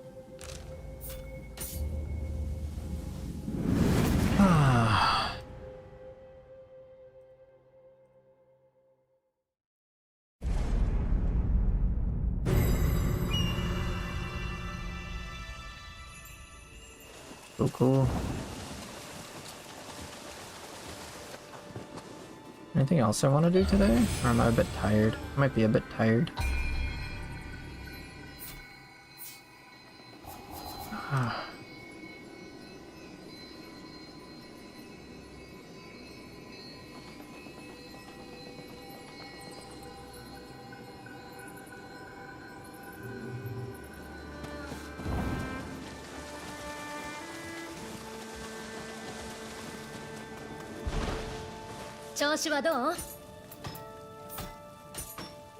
$6.4 billion. Damn. Alright, let's see how much energy I have. I'll test this against Takeda Shingen, the boss I always fight.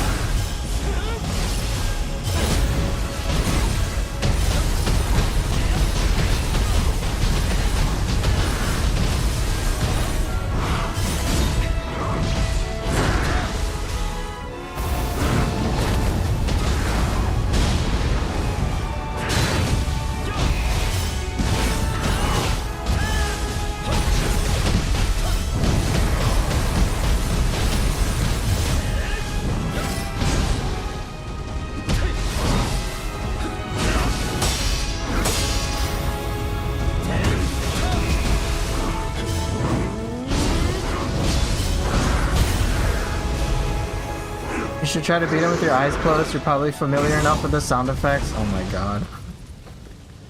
You outside of your mind. I'm not that... I don't know that much.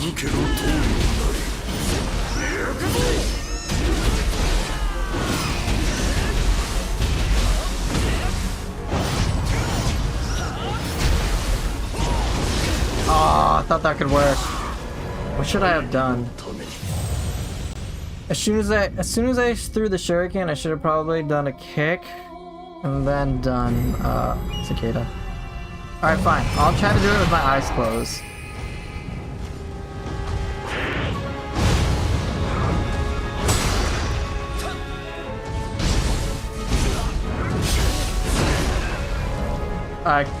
I couldn't tell the opening things. I'm like, where is he going? What is he jumping? What's he doing? Nope, I'm not familiar enough.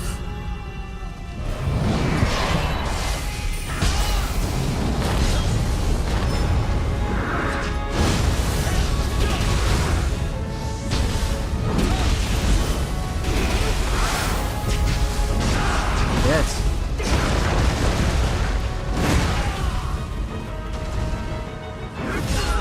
Dude, I'm not. No, forget that. Alright, let me try a few more times. If I can't maintain a rhythm, if I can't get a good flow, then I'm just gonna stop for the day.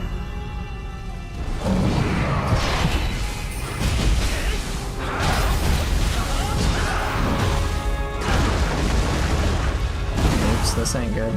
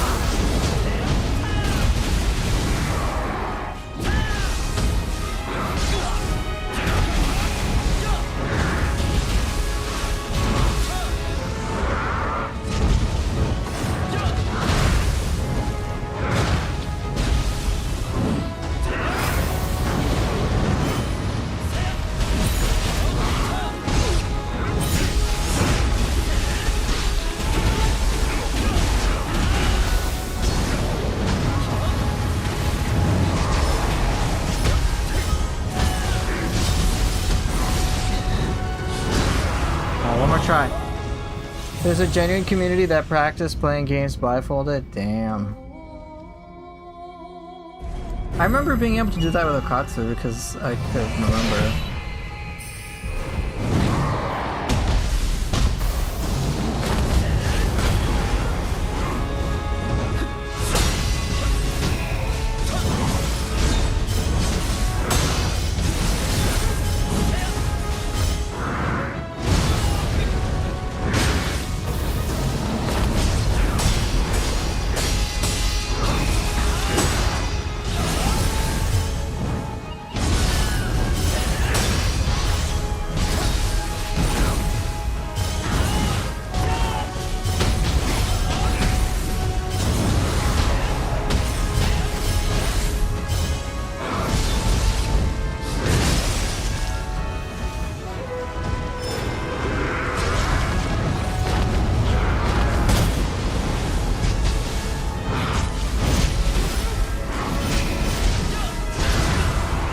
Alright.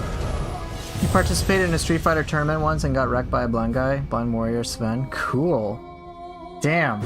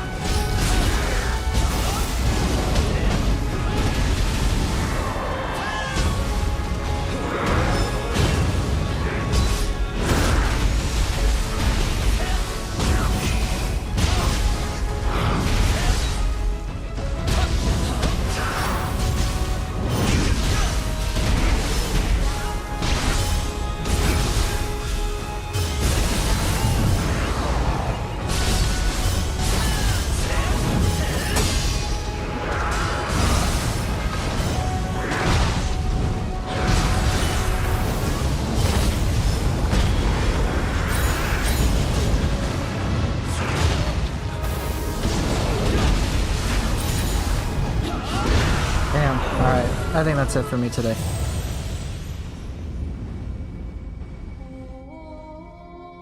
What was cool is that I figured out, like, oh, I could use Flowing Shadow in between attacks and then still perfectly land a deflect. So, like, figuring that out is obviously really cool.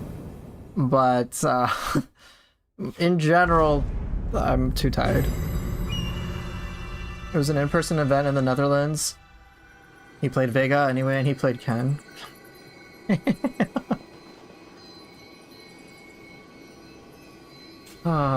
It's impressive when players can do that. A lot of work that goes into it.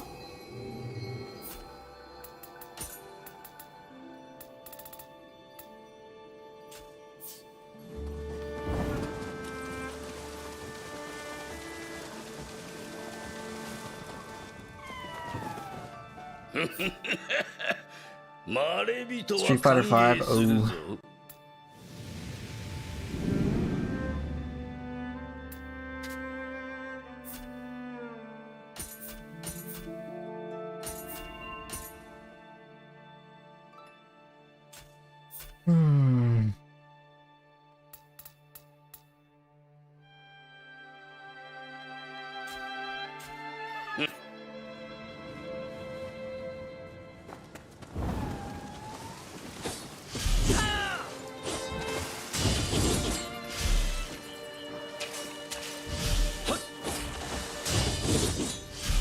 Yeah, I wasn't very deliberate.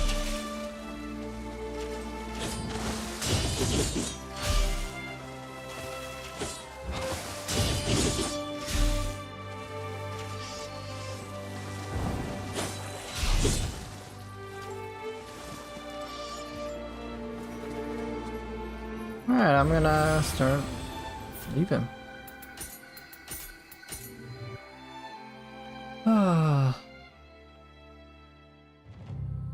Oh, dang, man.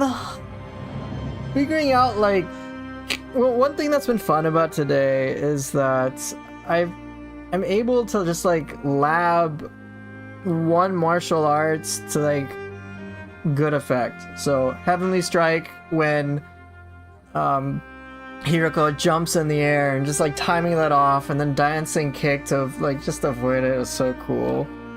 Stuff like that felt great, of course. Or even just now against Takeda Shingen, when he takes a little bit of time, I can avoid a punch by Flowing Shadow around him, and then it gets me perfectly in position to deflect the next attack in order to pull off like a Night Rain. Like, just like interactions like that, I love pulling off. Where it's just use a martial arts positioning to create that advantage. That's the type of stuff I want to do with Samurai Style more, because that just feels so good. With Ninja Style, being able to understand miss to assist with that is great. So that's pretty cool. Obviously, the big bomb is pretty cool. Then you can try the Heavenly Strike kick into Fishboy Mouth. Yeah.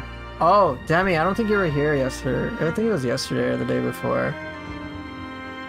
But, like, normally, I like, kind of whooped Fishboy's ass yesterday. So normally it takes me about 3 to 4 minutes to beat him with my current toolkit. But yesterday I did it in like a minute 45 because I guess I got lucky, truth be told, but I kept breaking his mouth. Like I happened to throw shurikens at the right time to interrupt him, and then like I'd get lucky with my Guardian Spirit skills to like stop his burst attacks like right as they started. Or there's one moment he's going for the grab, right? And he's going for the grab, and you know the grab's like super risky, and I generally avoid it. But this time, I was using dual swords, and I did random slice to just charge directly into him, so it like worked out beautifully. Let me see if I can give you a timestamp for you to check out. Okay, for my stream, check out roughly here, 1 minute 52. So, sorry, not 1 minute, 1 hour 52. So 1 hour 52 in my stream roughly, it's when I'm fighting Tokugawa Yoshinobu.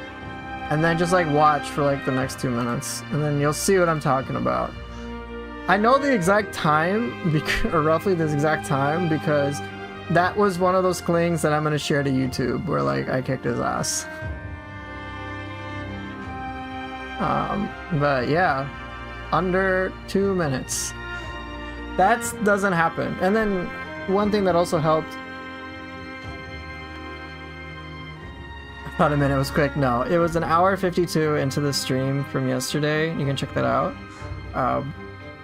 And yeah, I'm fighting Fish Boss, Fish Boy over there.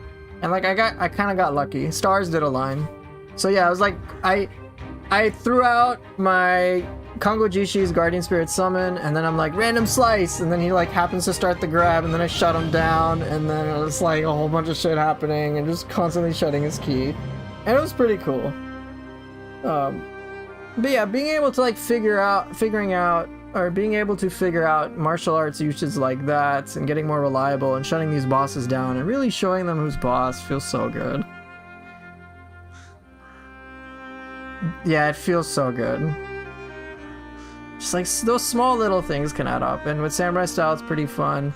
With Ninja Style, I'm not at that place yet. There's some things I can pull off, but for the most part, I use Mist to reposition. I'm trying to think if there's any real martial arts that I use to reposition. I think some of the Pierce ones. I think with Tonfa now I'm getting more comfortable using a lot of the aerial moves to like just quick gap closers. I actually might get rid of Tiger Bite. I might use Fleetfoot in all honesty, because Tiger Bite misses so much and it feels so bad for me.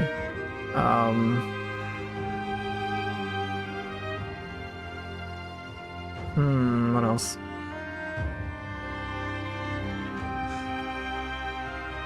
With ninja styles, ninja swords. Okay, so things like ninja swords, hatchets, and talons, I think I'm fairly comfortable. I'm more comfortable with those weapons in terms of martial arts usage, because they have built-in positional things. So Ninja Sword has Cloud Runner Blade, which is so cool. You have Hollow Stab, you have Shadow Cyclone, so that's pretty rad.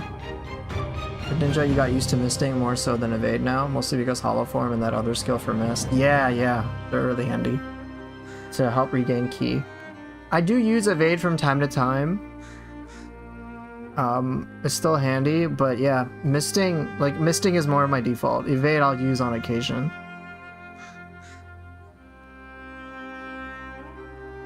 It's nice for like the very quick escape. Ninja Sword second part throws you behind them. Yeah, for Hollow Stab. It has a huge reach normally, and then you can circle behind an enemy. It's like, Hollow Stab is legit. Shadow Cyclone's really good too. But yeah, but like Ninja Style has so much built-in positioning just by default. Like it's crucial to its entire performance. Hatchets has things like Firefoot Drill, which I think can go through enemies. The jump version doesn't. You have Roundabout, which I really like. You have Haste Strike. With Talons, you have a lot of things that allow you to move through enemies, and like so it can like moving around an enemy is not that challenging for Ninja Style. But yeah, let's see. With dual Ninja Swords, you do have Divine Flight. You do have Coiled Spring, so that helps. Like those, I mean, you have those at all times. Kusarigama is actually pretty easy to get behind enemies with, what is it? Floating Vine, I think? Floating Vine is pretty handy. I think it's that. I think it's Floating Vine. But it's the Guard Quick in midair, because you'll just go through an enemy, and it's so useful. Split Staff's a little tricky, but I do have Darting Cloud. And not to mention, there's also a footstool jump that I can use. It's super good. Tonfa I have to get more familiar with, but for the most part I just do it for crazy ki damage, or I use it for ki damage. I haven't messed around with Storm of Strikes too much. I might, but Focus Strike Heavy is just so good to pass up. It's just, I want to use Storm of Strikes, but Focus Strike Heavy is so badass. This is so badass. I just can't give that up, you know?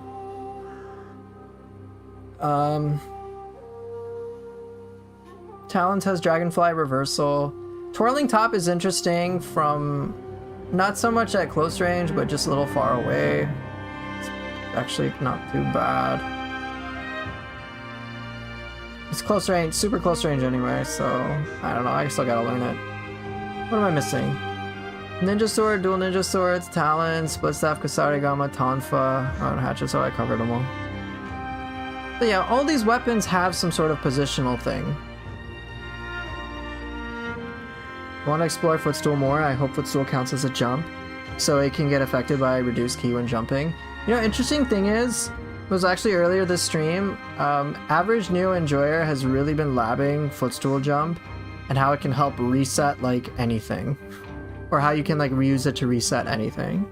And so I started dabbling with that too, and I'm like, god damn, this is pretty crazy. In fact, what you can do with Footstool Jump is you can treat it more like enemy step from DMC apparently. So against the Mikoshi Nyudos, he was mentioning that he could basically climb all the way to the top with it. I'm like, what the hell? Which is obviously really cool. So certainly something I've started to implement, but it's, you know, easier said than done. So definitely, like, there's so much to learn. It's pretty cool.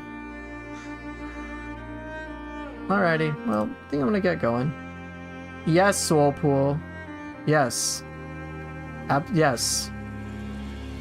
Correct, yes. You heard that right.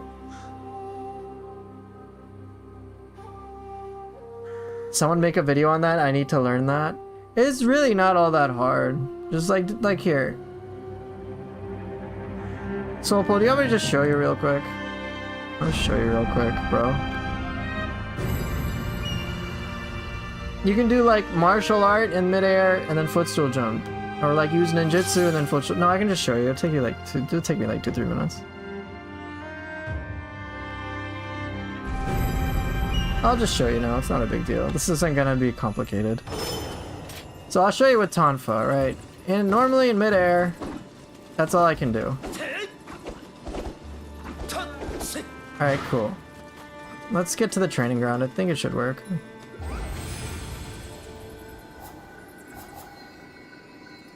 Let's see, battle scroll.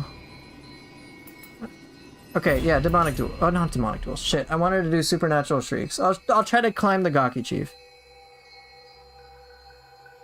It'll be the first guide video. Forget the intro. Just go straight into the nuance. I'll try to showcase it against the Gaki Chief. Just like footstool jump, martial art, or like ninjutsu and martial art or some shit like that. And if you use certain Guardian Spirit skills, you can of course have an easier time, and the only real thing to worry about is ki recovery, and like that's it.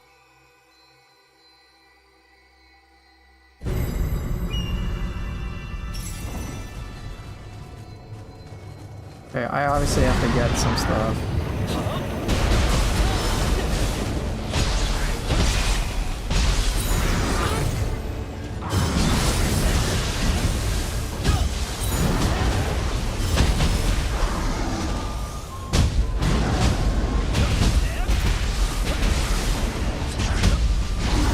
But here, look, I'll do quick attack into, I'll do a quick,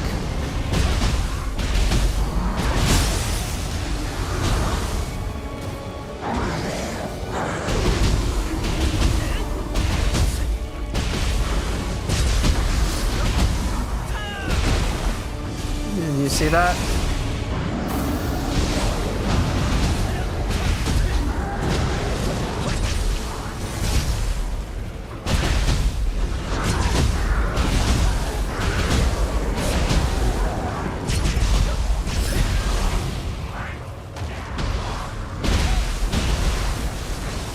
I'm obviously not that good with it.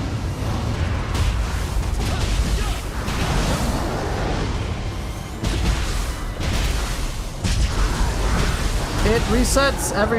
You can attack and then do a footstool jump. You can footstool jump... I don't think you can do it multiple times. Just do an attack. Footstool jump and then do an attack.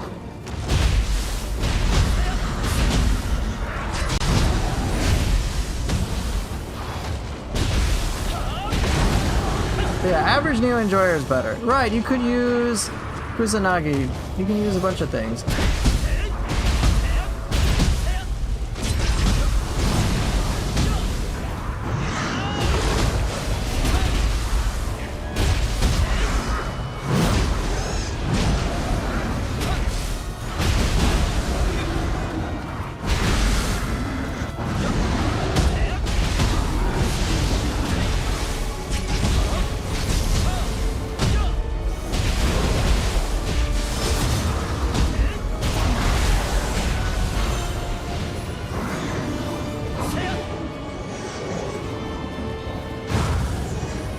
Probably do it with like Kite Cross from Ninja Sword or something.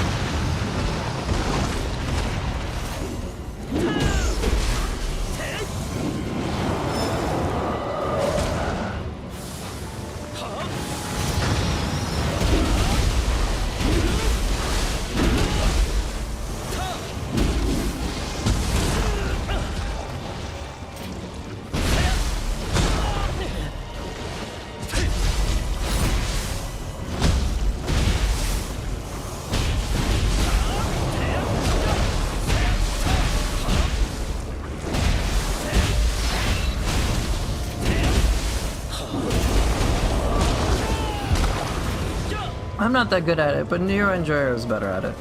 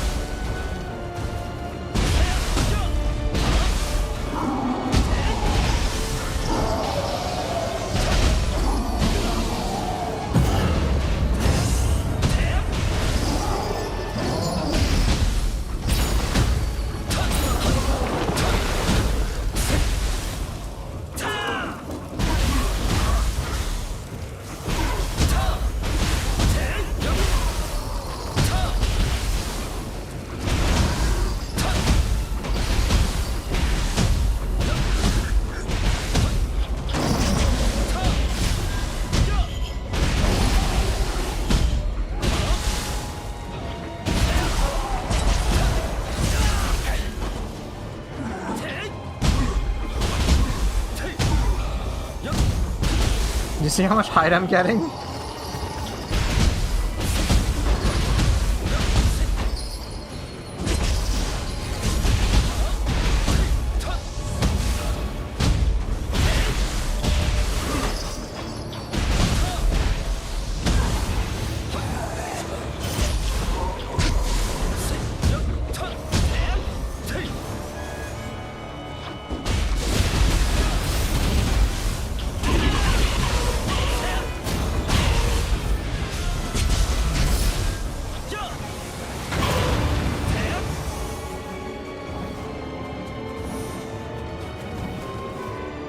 Well, Demi, I'm not really trying that much.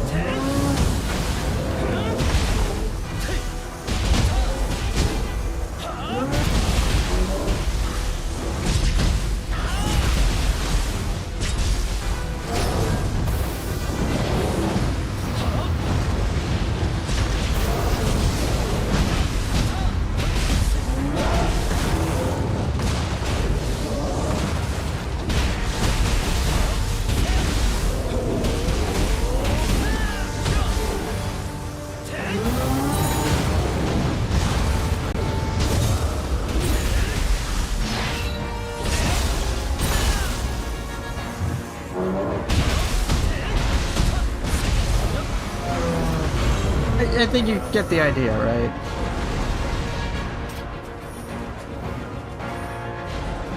So the question is, can we climb up Otoroshi? Let's find out.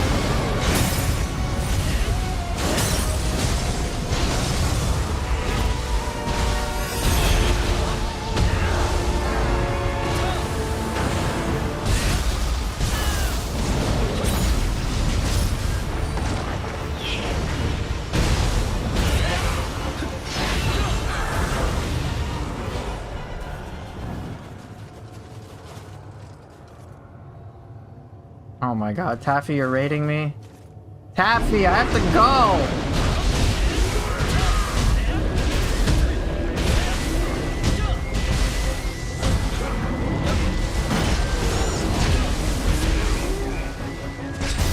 How you doing, Taffy?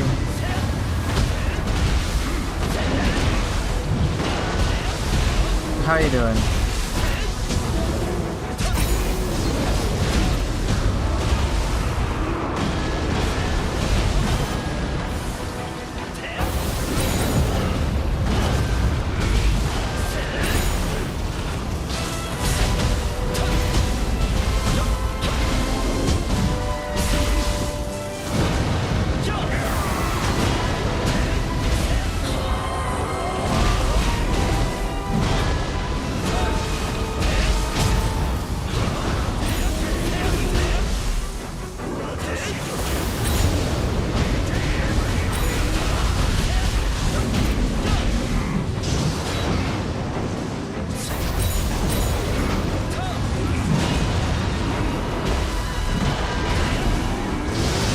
Been a while and you wanted to raid.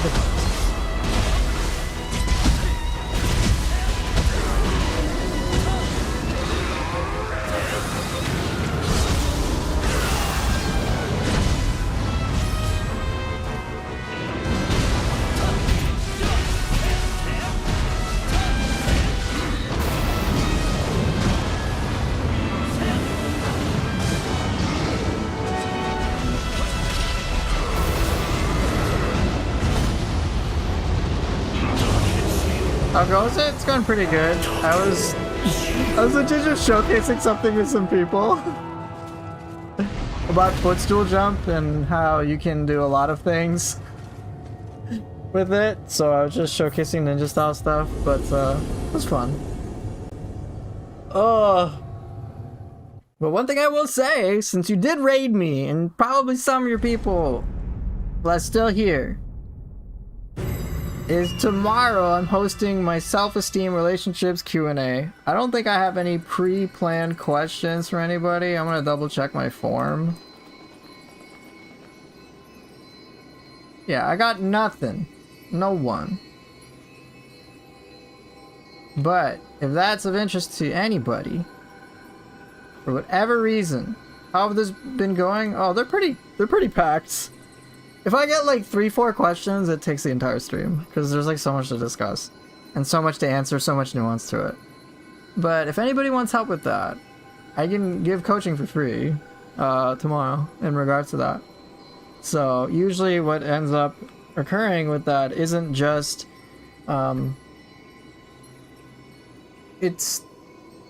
there's more to self-esteem than what it just sounds like. Usually people have issues with certain mental disorders, so anxiety, depression. That's commonly what I work with, clients who have those. PTSD is a common thing. One of the clients I actually got, that I was working with, I think it was Wednesday night, she was having panic attacks recently. So just like trying to help people understand how to just better themselves, find more peace as their lives can be falling apart sometimes. Is what I do. This is what I get paid to do. More specifically, for those of you who don't know, my job involves me helping clients create such transformational change in themselves and their environments that their partners who are originally leaving them reconsider and reconcile.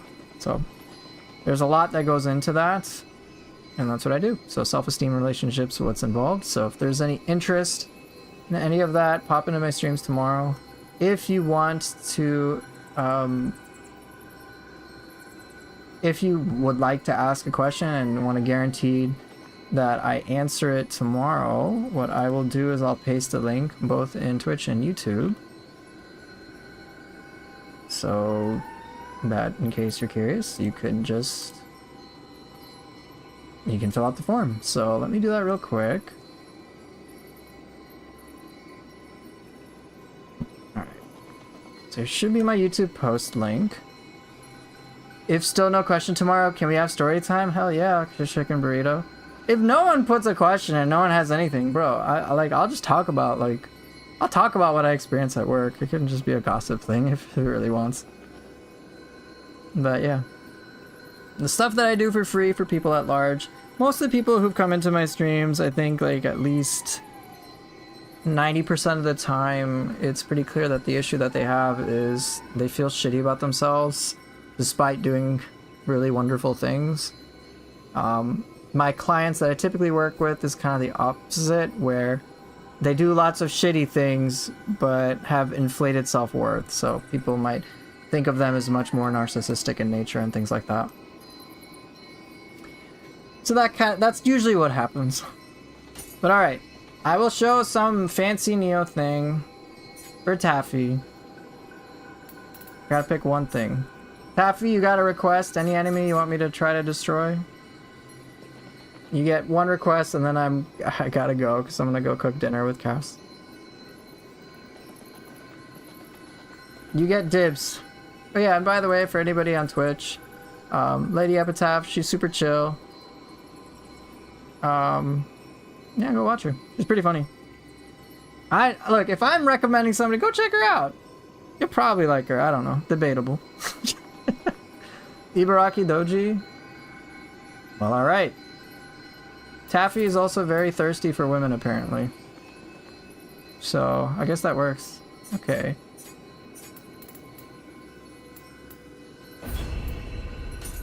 Takeda, too late, Demi. Taffy gets dibs.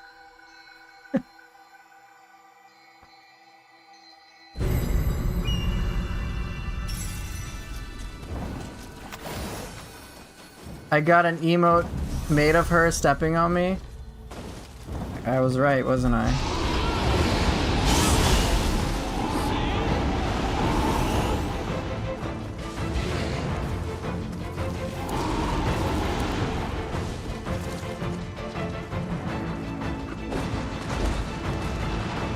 You're thirsty too, chicken? Yeah, I know. You're thirsty.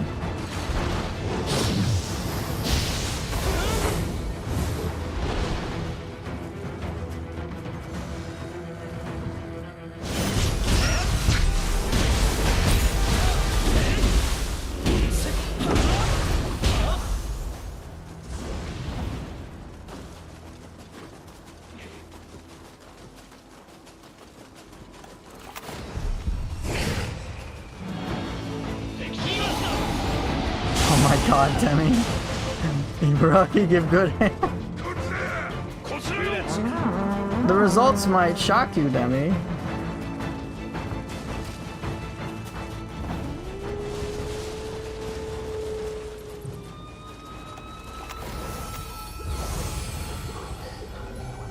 Alright, here we go.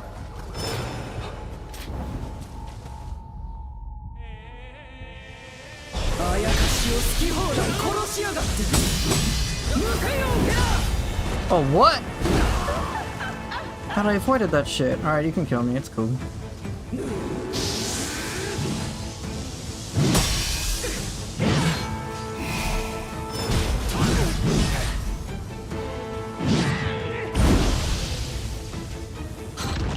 I did not get grabbed on purpose. That's the sad thing. I have like avoided like 90% of the time.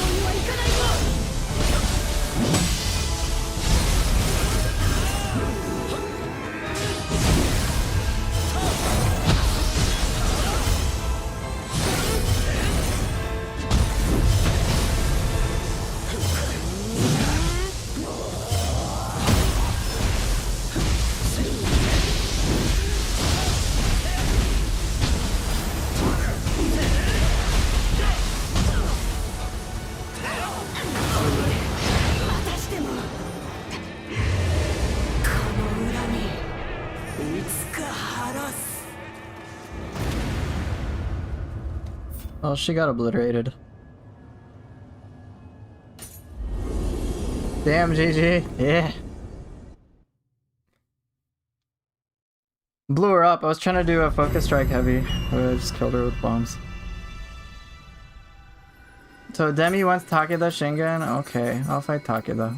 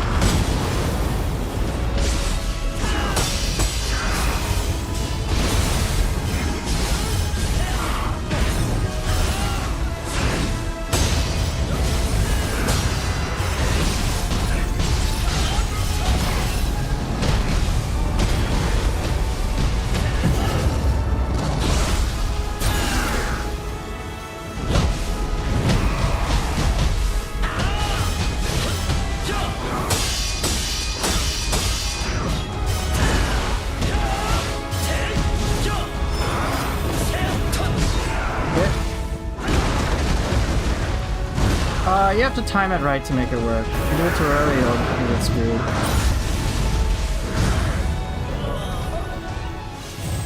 Legit, like, if I mistime it, then he'll grab me. You can't do it early in advance. You have to time it.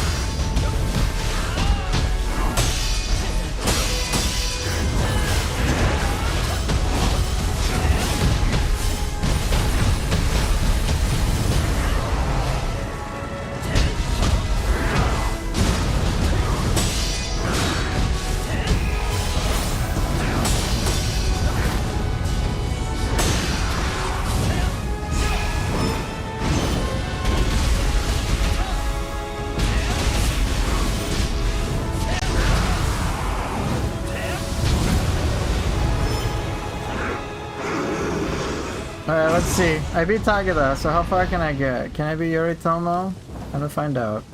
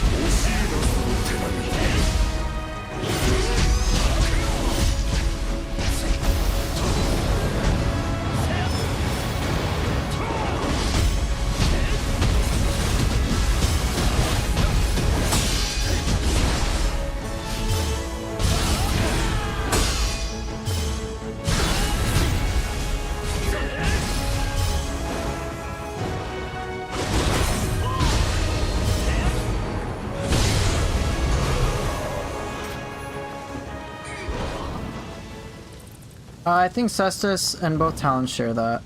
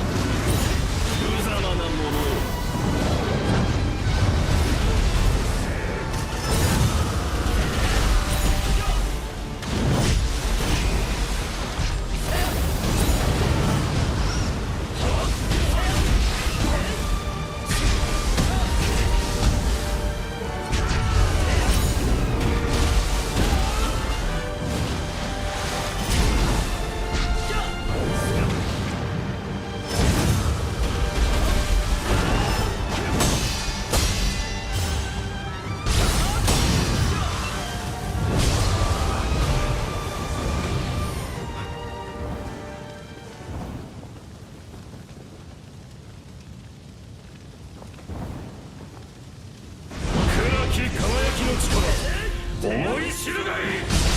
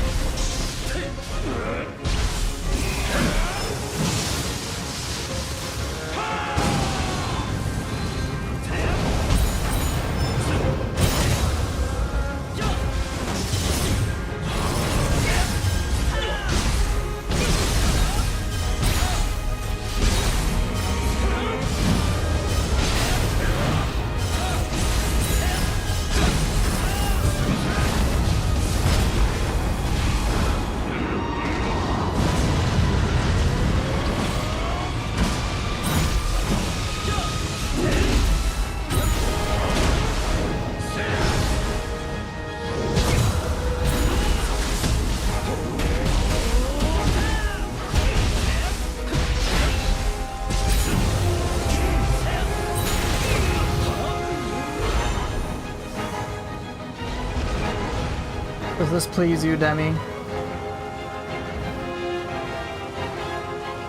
将軍の座は私のものだ。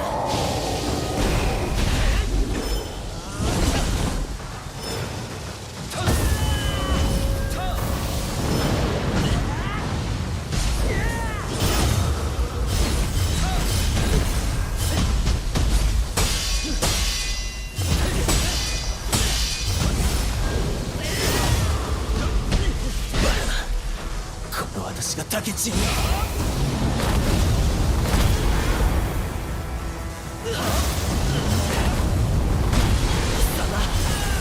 本当にあの竹千代か。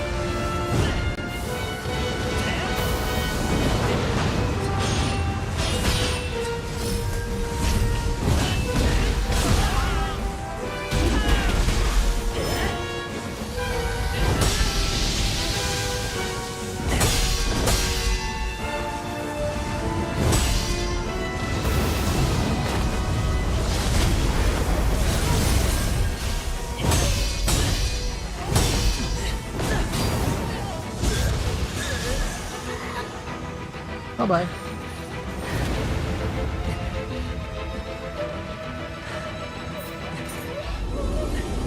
Alright, there you go, Demi. I did what you asked for.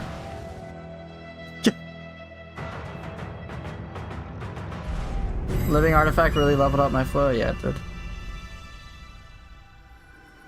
I almost choked there, but hey, a win's a win. Okay, now I'm definitely gonna go. I'm done. I'm hungry. I need to cook. No more. I did footstool jump. Did other things. Kick some butt. Okay, let's see who's on.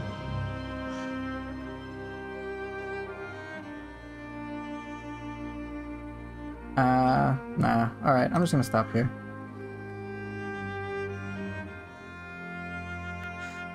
Well done, I did this for you. Aren't you glad you got through it? Mm-hmm, sure. Okay, I'll see how it is. Alright, I'm gonna dip out. Thank you all so much for watching. Appreciate it. Tomorrow, again, is the questionnaire. If that's of interest to you, pop in. If not, totally fine. But I hope to see you guys there, and I'll see everybody later. Take care, and bye.